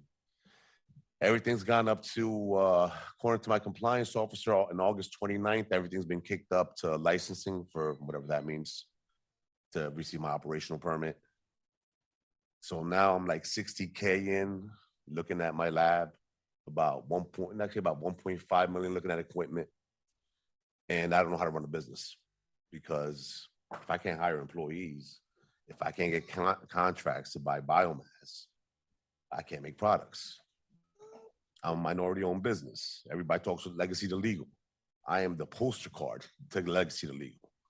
I got legacy people right now I'm trying to bring into the market. But, I don't know what else to do. Like, seriously, like, what do you got? There is nothing in place. Like, this is worse than getting a mortgage. Like, seriously. At least with a mortgage, this it's almost like whoever's in charge of giving the operating license is like the underwriter. You can't talk to them. They don't exist. And you got to try to, I don't even know what to do anymore. But this is a position that, I find myself in. I launched in New York before I launched in New Jersey. I'm from Jersey. That doesn't even make any sense. I got product in the New York, in the New York legal market on shelves. I'm like 15 dispensaries in New York, and I can't operate in my own state where I'm vertically licensed. So, I mean, the last thing that I was told, like I said, you know, that on August 29th, it went up for licensing. Whatever, like I said, that to me doesn't mean much. That means it went to somebody's desk. I just want to know if whoever's desk that went to, is somebody even looking at it? Because if I passed everything, I checked, you know, I dotted all the I's, crossed all the T's. Like, where's what's up? Like, talk to me, you know what I mean? Like, what's the issue? I mean, like, if I ran my business like this, you know, I'd be out of business. I mean, I understand government's not business. That's really obvious. But like, yo, you guys are strangling us, man. This is real money. Like, you know what I mean? It's not theoretic. This is real money. Like, to start a real business, a real cannabis business takes real money. It's not theoretic. You know, everybody likes to talk about theoretics and everybody likes to talk about legacy to legal, MBE, and all this other good stuff. Here you go, I'm your poster child. And I'm still stuck. So thank you very much.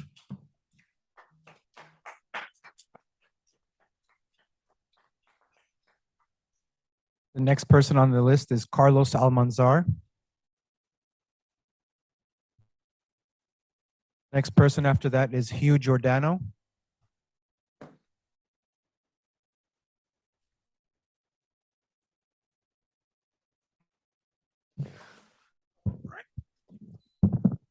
Hello, Hugh Giordano of the UFCW, Official Cannabis Labor Union on the AFL-CIO.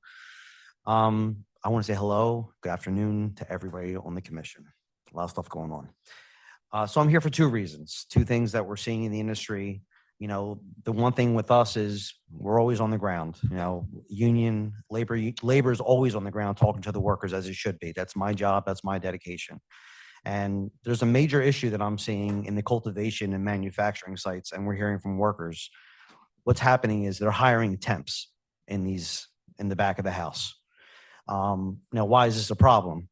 They hire temps and then they recycle them. They get rid of them, they lay them off, they fire them, and it's becoming an issue.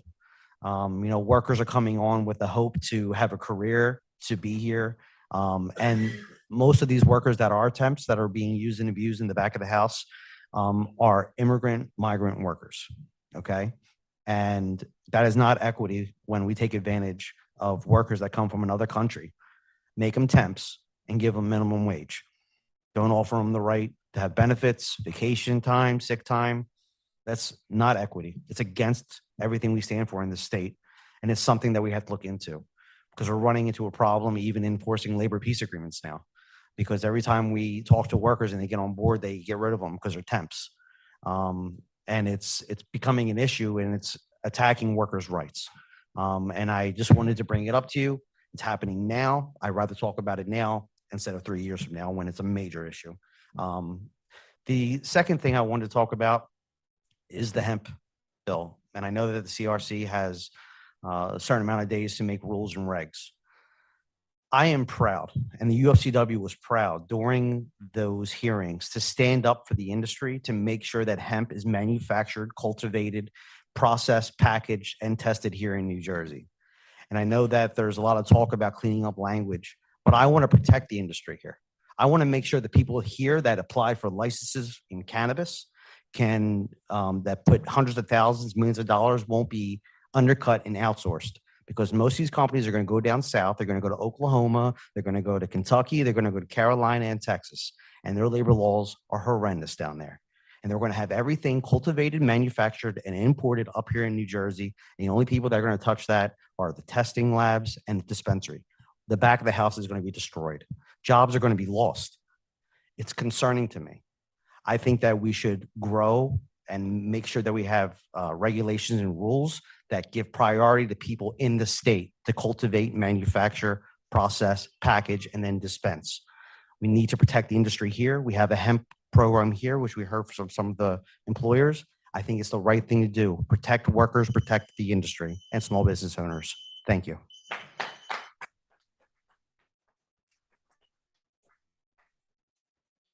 Next person on the list is Ken Nelson. Next person is Kristen Good.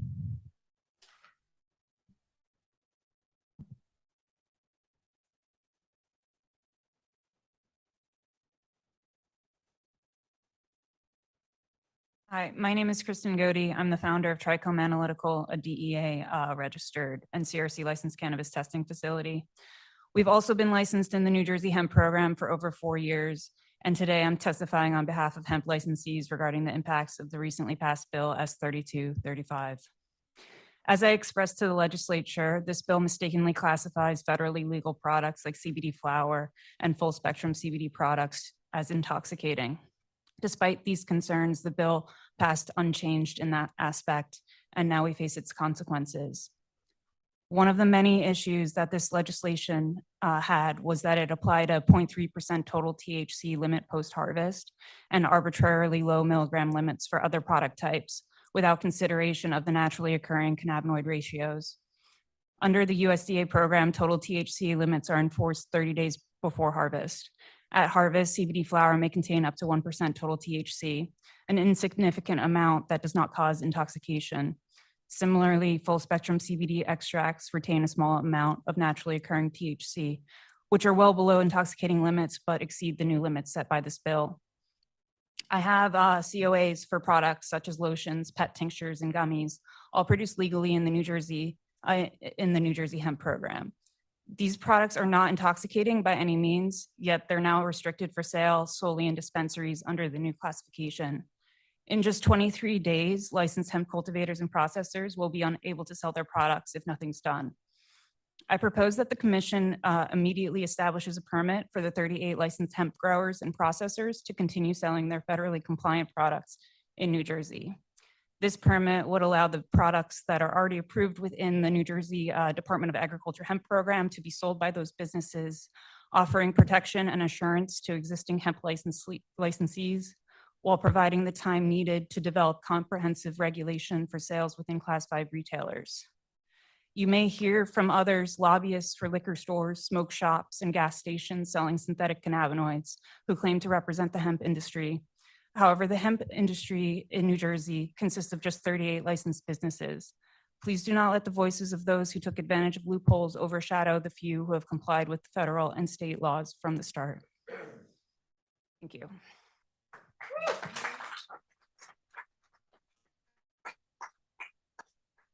Next person on the list is Shirali Patel.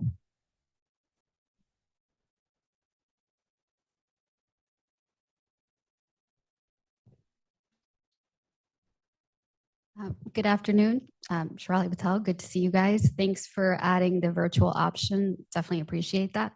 I'm here just to talk about two issues. One is the rehabilitation process for employees. As you guys know, not only as a lawyer do I work with social equity individuals, but the expungement clinics I hold throughout the state, I've encountered thousands of people who are looking to clear their records so that they can get jobs, and particularly in the industry. And it's always amazing when I get emails from somebody that says, hey, I got a job, I'm so happy, things are going great. And then a couple months later, I get an email from them saying, I got let go because of my background check. And this is the part where I think it's fixable from a practical solution. People should not be getting their cannabis badges or even let into these premises before the whole background check process has cleared and they've had the opportunity to prove rehabilitation. Because what happens is these individuals are relocating, they're incurring expenses, and now when they're let go, they have these expenses that they don't know what to do except for potentially going back into the streets and making mistakes. It really does increase recidivism in a way that's not intended by the act. So I really encourage you to reconsider the way that you've been issuing these IDs and the rehabilitation process. And importantly, people shouldn't have to wait for a public meeting to get reinstated. There should be something more streamlined, and as well as the forms, if you want them to submit their paperwork, there should be something that they can do online that's easy, requiring them to get documentation from probation officers. If you've dealt with POs, every PO is different. Getting that type of paperwork can take over 30 days. Right now, you guys are only giving folks 30 days to do that appeal. It's not sufficient time for a lot of people. And then separately, the micro businesses. I highly encourage you to come and talk or set a roundtable up to talk to micro licensees, 100% New Jersey owned residency, right? These individuals, the rules that are in place, they're preventing them from scaling. You're preventing, not you, but the CREAM Act has prevented them from getting out-of-state investors. And it's troublesome because a lot of them can't get up and running because they need additional funds. Even once they've been granted their annual licenses, they can't add on these out-of-state entities. And then the waiver request, a lot of the rules are clear, but there's also ambiguities in the rules, particularly with the waiver process. So if you guys can clarify, how do you request a waiver to the regulations? What's the timeline look like? Because there's real life implications, millions of dollars on the line, people's livelihoods to be able to move forward. So I respectfully request you guys to just reconsider the waiver process, streamline rehabilitation, and really revisit the micro license rules, because these are the small businesses that are local that need your help. Thank you.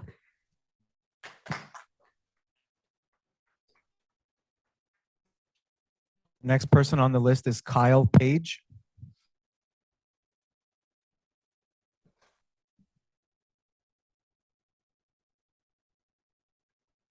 How you doing, everybody? My name is Kyle Page. I'm a national advocate speaker. I'm also a cultivator. I was a cultivator with Ascend Wellness Holdings. I just got a parole in March. I did 6 years in prison for cannabis, and the time before that, I did 2.5 years in the state of New Jersey for cannabis. It was a blessing for me to get into the industry and get my badge and be able to work. But a year into being a cultivator at Ascend Wellness Holdings, moving up to supervisor, I was kicked out by the CRC regulations. That hurt me. I come out of prison, I don't have any money. So when you kick me out of my job, you increase the rate of me maybe going back and doing something illegal. Trust me, I called California again to see if I can get ahead in traffic. It wasn't in the cards because God didn't want it that way. So I fought my way back into this industry again. But how many people are dealing with this? How many people are not going to go the positive route that I went? How many people have not started reading programs in prisons like I did? How many people didn't start history programs in prison like I did? I also help with the GED program because I'm college educated. But how many people don't have that education? So when you take somebody like myself, who's fighting to get into this legal industry, that came out of the illegal industry, and you take my badge away after I've been an upstanding citizen, you're hurting us. You're putting us back in that lane to go back into the black market again. And that's not fair. I have faith that each one of you looking at me today don't want me to go back into the illegal industry. You want me to be a part of this industry. I have so much to bring to this industry, and I have so much fuel to fight for people who are still locked up for cannabis in this country, period. I've been a part of Last Prisoner Project, Blaze Responsibly, Freedom Grow. I'm with Ascend Wellness Holdings. I'm now building my own brand and my own dispensary. And I hope that maybe you'll talk to people like me again, because I would love to be a part of the process. I would love to be a part to let you know what's going on out here on the ground level with people who are getting out of prison, getting off of parole, and getting the jobs into this industry. You know, it's not fair that we come in and we work hard, we get promotions, then all of a sudden now that we're kicked out. And it's in a sense like, I don't know what to tell you, it's the CRC. So I'm here right now talking to the CRC, and you're looking at Kyle Page. And Kyle Page, somebody who's fighting for positivity. I'm fighting to get into this industry. Please don't do this to anybody that's coming in behind me. Please understand that what happens is maybe people don't have the same backing that I have. Maybe people don't have the same, the people that are going to surround them and lift them up positively. Some people go back to Patterson, Trenton, Camden, Jersey City, and they go back to the streets. Let's not push them back there. I'm here to help. I want to be a part of what you guys are doing, and I want people to not go back down that road.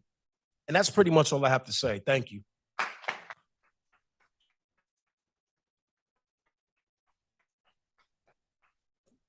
Next person on the list is Reginald Green.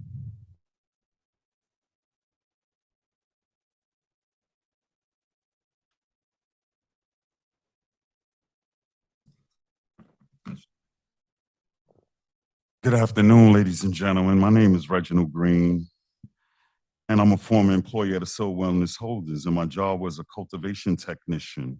And here's my story. On Sunday, July 30th, 2023, I attended an expungement/hiring event sponsored by Ascend Wellness, Blaze Responsibly, and I had the pleasure of meeting Kyle Page, who ultimately interviewed me and became a great friend.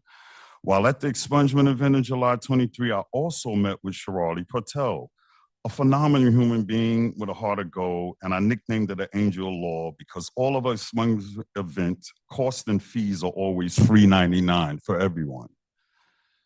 Attorney Sharadi Patel started the process with a great passion to help me get my criminal record expunged.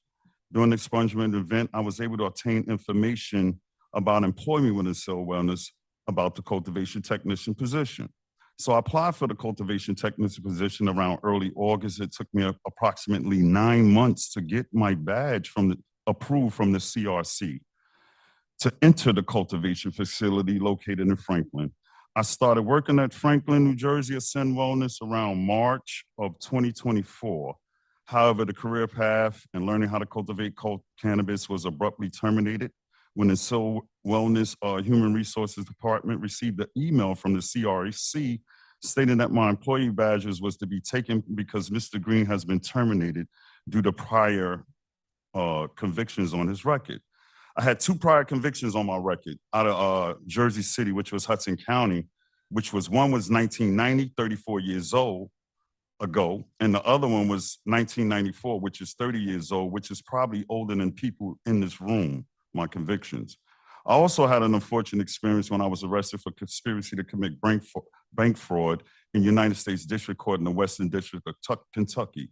I served a 2-year sentence in a federal prison, Brooklyn, MDC, as a cadre inmate camp status and 3 years federal probation after that, which that is 12 years old. And I always thank God I don't look like what I've been through. Since my untimely release from Ascend Wellness Holders in June 24, for the findings on my criminal background history, I've attended many cannabis events, been vocal in supporting the expungements in the state of New Jersey and Pennsylvania, and networking with some of the most brilliant minds in New Jersey in the cannabis industry. In my closing and finishing up in my 3 minutes, I'm hoping and praying that all my concerns are resolved and appropriately addressed in a timely manner. I'm also respectfully requesting that the Cannabis Regulation Committee give me the opportunity to be the recipient of the promise of social equity and inclusion, the promise of the opportunity to show that I am worthy, and indeed, my rehabilitation has been a remarkable milestone achievement and an absolutely genuine experience. So can you please give me the chance to provide the documentation timeline of my rehabilitation and my willingness to not recidivate and cancel out the great accomplishments that I have made. Again, that's why I'm here. Thank you very much and have a great day.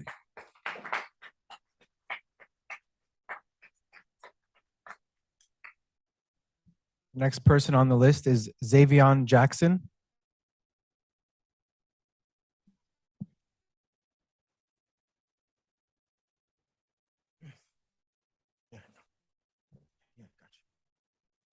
Xavier Jackson, Taste of Earth.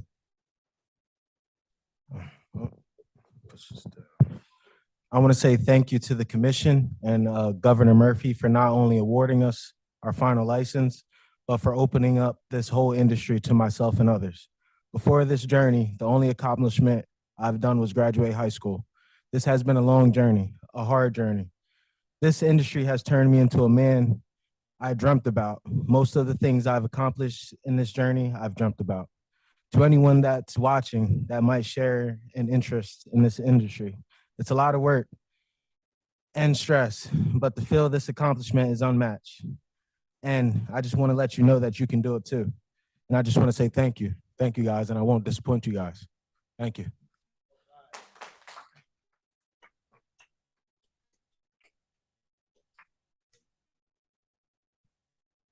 The next person on the list is Jim Schoen.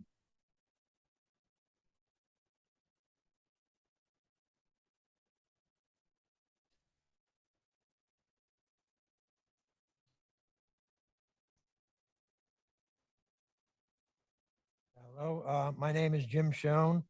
I'm a licensed hemp farmer in the state of New Jersey. My son and I have a family-owned business. We were licensed to grow and process and sell hemp products through the Department of Agriculture. This is a program that everybody was so proud of, as being one of the first states to have their program approved by the USDA. I guess so much for that, huh? I agree that the intoxicating hemp products should not be sold on the shelves of our stores for our children to buy and use. But as I said when speaking to the legislature 2 months ago, this law not only threw the baby out with the bathwater, but also threw the tub out and hurt those who could benefit from the hemp products that we produce. We followed all the laws. We did all the testing and labeling and bottling of our products. And now the state is going to shut us down, giving us 30 days to comply. How can an organization like the CRC get 180 days to come up with a program that lets us sell hemp in New Jersey and only gives us 30 days, which, by the way, we probably have 18 days now to do anything with our products? What this is going to do is going to make us lose income. There are so many of us who will not just survive. Unlike many of the participants in the cannabis industry and dispensaries, most of us financed our business with our own money, no grants, no public assistance. Just for expediency and political pressure, the governor of the Garden State signed the bill that even he said was far from perfect. We are the hemp farmers of this Garden State. If we and the hemp program of New Jersey are going to survive, we need some type of relief from the leaders of the Garden State. An extension of the 30 days to 6 months or a year, maybe that could be done by the CRC, or maybe we can come up with something like that, because if they come up with a fair and equitable program, they have 6 months, you guys have 6 months to do it. We have 30 days. You guys have a lot more people to help you out and get things going than we do. Last point is, where did the legislature come up with the percentages of 0.5 milligrams per serving and 2.5 milligrams per container? Is it based on scientific studies? If this is going to be the case, all of our full spectrum hemp will not be able to be sold. This is like telling the breweries and liquor stores they can only sell beer if it is non-intoxicating or near beer. If New Jersey is so proud of its medical marijuana program, they should look at the scientific studies of the beneficial effects of hemp and products on a plethora of illnesses and physical ailments. Does the legislature even know what the endocannabinoid system is and how it interacts with our bodies? Or just like Big Pharma, are they only interested in covering up the symptoms with drugs and their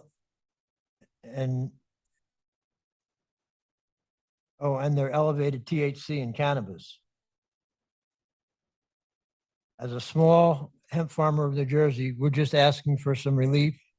We understand that you guys have a big job ahead of you, but like I said, we're just asking for some relief, and we would really appreciate anything that we can do. We'd like to talk back and forth, open discussion, just like everybody else has said. And thank you for your time. And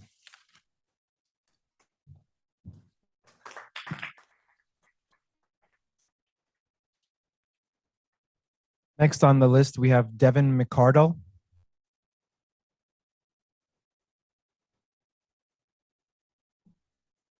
Sure, Waynu, that's everyone in person. I'm just going to go over the list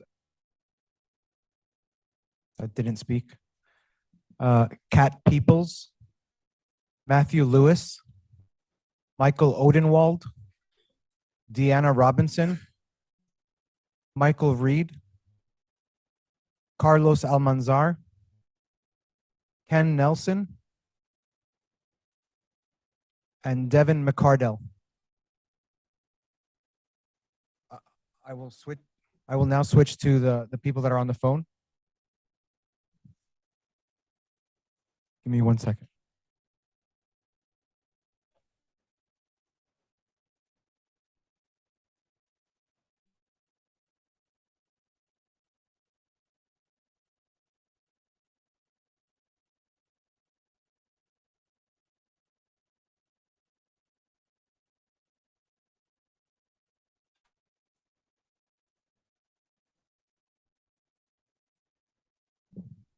The first person appearing on the list virtually is James Schoen.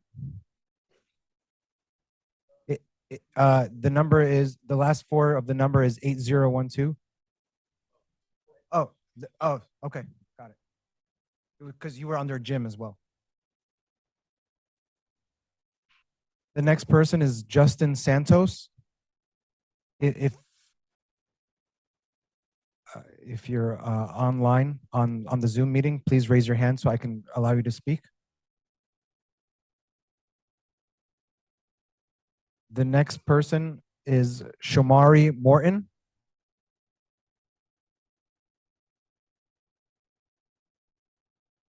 Next person is, oh.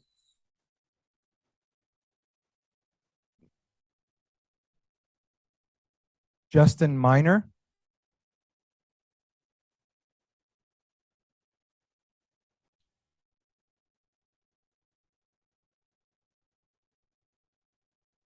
Next person is Rajul Vyas. If any of these people are in the room, please raise your hands.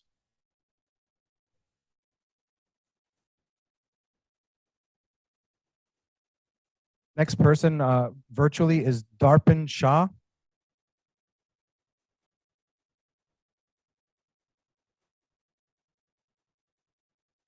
Next person is Joseph Patron. If you're in the room, please raise your hands. In the virtual room, please raise your hands.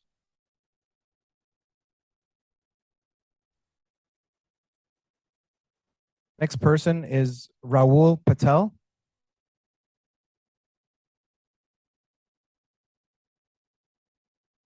Next person is Samuel Reichbart. If you're in the room, please raise your hand so that I know to. I do see someone, but if you can just please change your name to the actual name that you signed up with so I know that it's actually you. Please do so.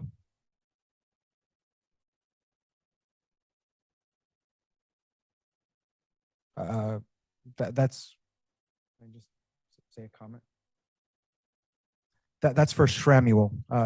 If that's, please sign up with the same name that you signed up on the list for, and I can call you to allow you to speak. The next person is Shakir Philip. If you're in the room, please raise your hands.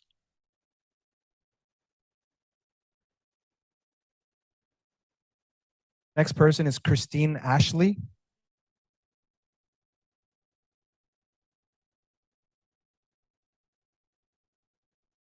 Next person is Timothy Stevens.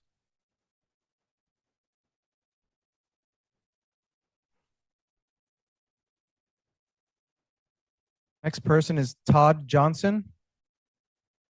If you're in the room, actually, please raise your hands. Last four of the number is 9308.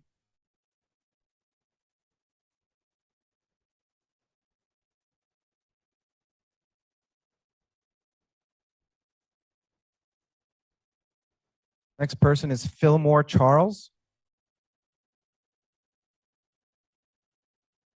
If you're in the room, please raise your hands. The next person is Anat Patel. If you're in the virtual room, please raise your hand so I know to allow you to speak. The next person is Dan Watkins.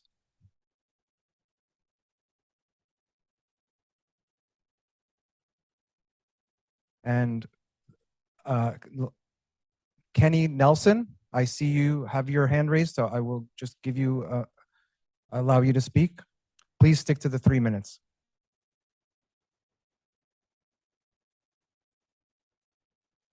Mr. Kenny Nelson, you have the floor.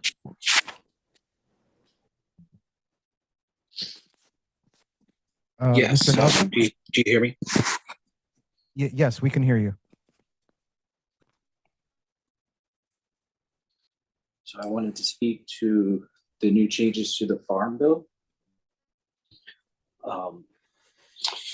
We started Cannabis Botanicals in 2019. And we have diligently followed all rules and regulations. In the 5 years of operation, we have not received a single strike on our license. We have always prioritized compliance and consistency, pulling products from our shelves to ensure we meet the evolving regulation standards.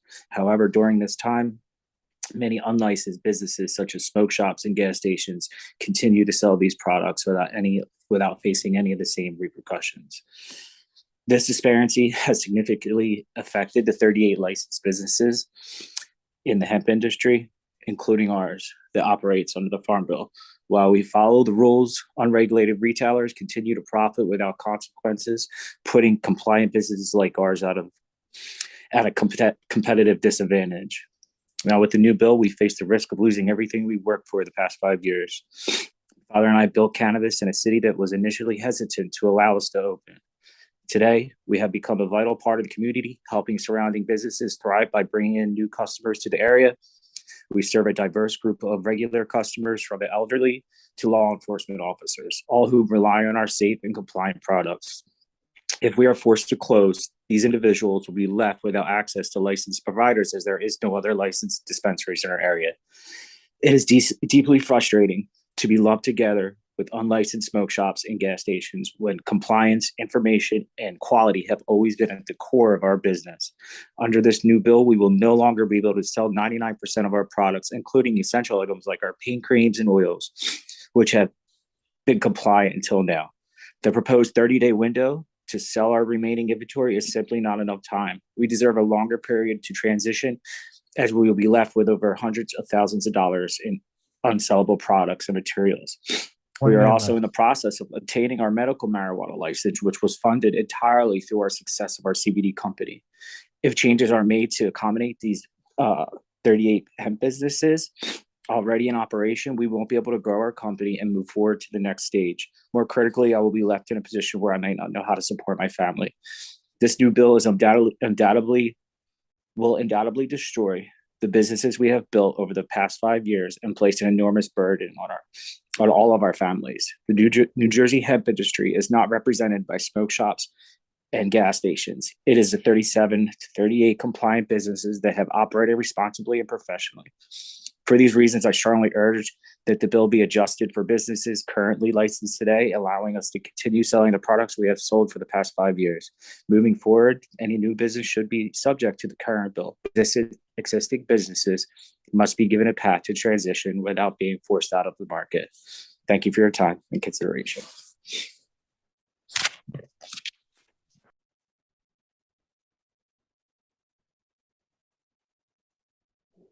That was the last person, Chairwoman Wayne. Do you want me to go over the list? Okay.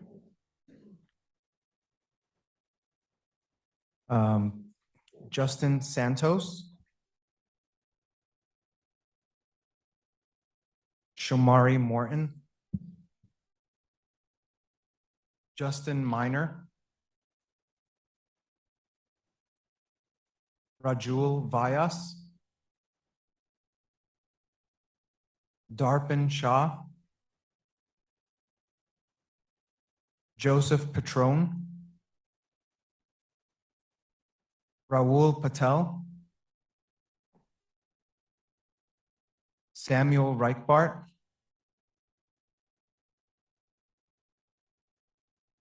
Shakir Phillip. Christine Ashley. Timothy Stevens. Todd Johnson. I do see Todd Johnson.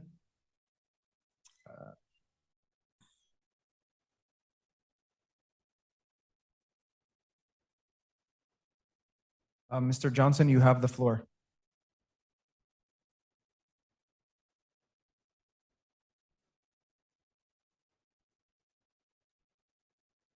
Mr. Johnson?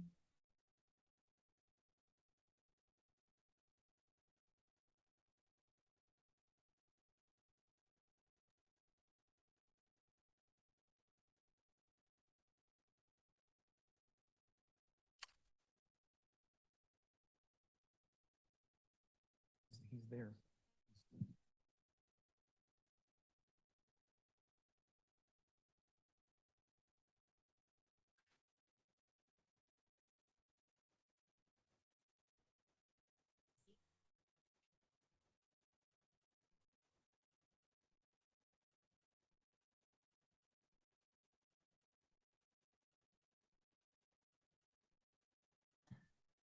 Mr. Johnson, if you're able to speak into the microphone, if you have a microphone that you can speak into, or And if he's, and if you happen to have muted your own personal phone, unmute that, or your own personal device, please make sure that that is unmuted.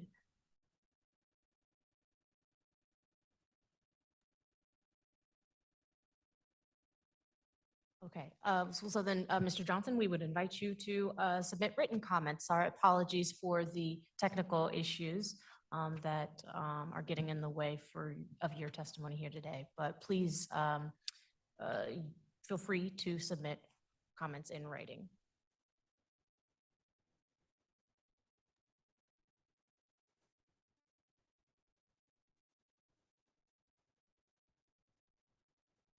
I do see Samuel Reichbart. He changed his name.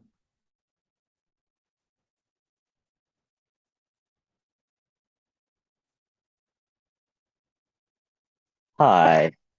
Um, Obviously you guys know I have a lot of things to talk to you guys about, but today I'm gonna keep it fairly brief. The first thing actually, it's just your instructions were very clear that we needed to call from like our own numbers, that like the number that our registration ended with. So that's probably the reason why a lot of your digital comments like weren't here to raise their hand, because they called from their personal phones instead of joining the Zoom room, because that was the instructions that you guys gave on your website. So I would just like maybe go back through and see if like you can figure out like how to let those phone numbers in possibly, because there might be people that still want to speak today that didn't like it clicked to me to join the Zoom room. So that was where some of my own technical issues came into play there. So maybe we can get a little bit clearer instructions, or you guys can go back through and go down the list of phone numbers and see if you can find the numbers that people registered with, because that was how you told us to join this call. What I mostly came here to speak about today was the Hemp Act. This is going to really put patients in a really tough place. We all know how the standards in this industry are not great, and we also know how expensive it is. The hemp is truly supplemental medicine for patients. They simply cannot wait 6 months for you guys to come up with regulations. These are products that we use as medicine every day to get by, to make sure they're okay. What are they supposed to do? And what are these businesses supposed to do that are in the middle of harvesting products, if not about to start? They've invested significantly into making sure that these patients can have the products. And now they are just pushed to the side because a bunch of greedy industry members got together and decided that Delta 8 was too big of a risk, that they had to take out everything in the state and take out hemp. 1 minute, Sam. Thank you. It's honestly, it's nauseating, upsetting, infuriating, and just completely disheartening to watch patients be thrown to the side at every step of the way in the name of money. I don't know what to do or say anymore. It's so upsetting.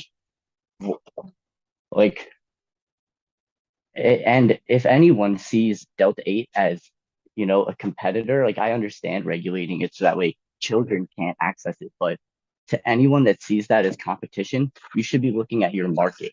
You should be looking at the piss poor quality products that have been put on the market, because there's no reason that Delta 8's distillate sprayed hemp flower should be competitive with anything that we sell in our stores. And it's depressing to think that it kind of is. That's everything I have to say for today. Please prioritize licensing hemp farmers because patients need their medicine.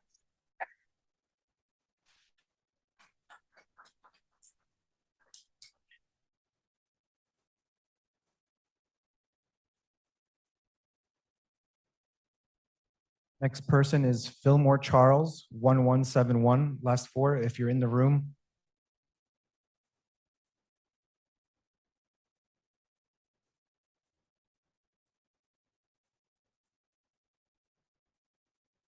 The next person is Anat Patel, 6274. If you're in the room, please raise your hand.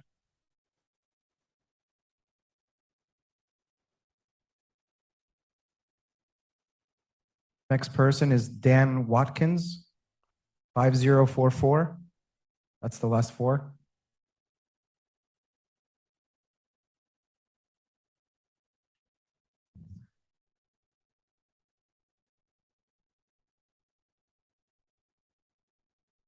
Chairwoman Waynu, this will conclude the registered speakers we have for today's public meeting. Thank you, and thank you to everyone who spoke before us today, shared their thoughts, their recommendations, and their personal experiences. We do take it to heart, so thank you. This concludes the business that we have before us today, and with that, I move that we adjourn. Seconded by Vice Chair Delgado. Is there any discussion on this motion to adjourn? Hearing none, all those in favor say aye. Aye. Aye. All those opposed? Excuse me, the meeting has not ended quite yet. Please, thank you.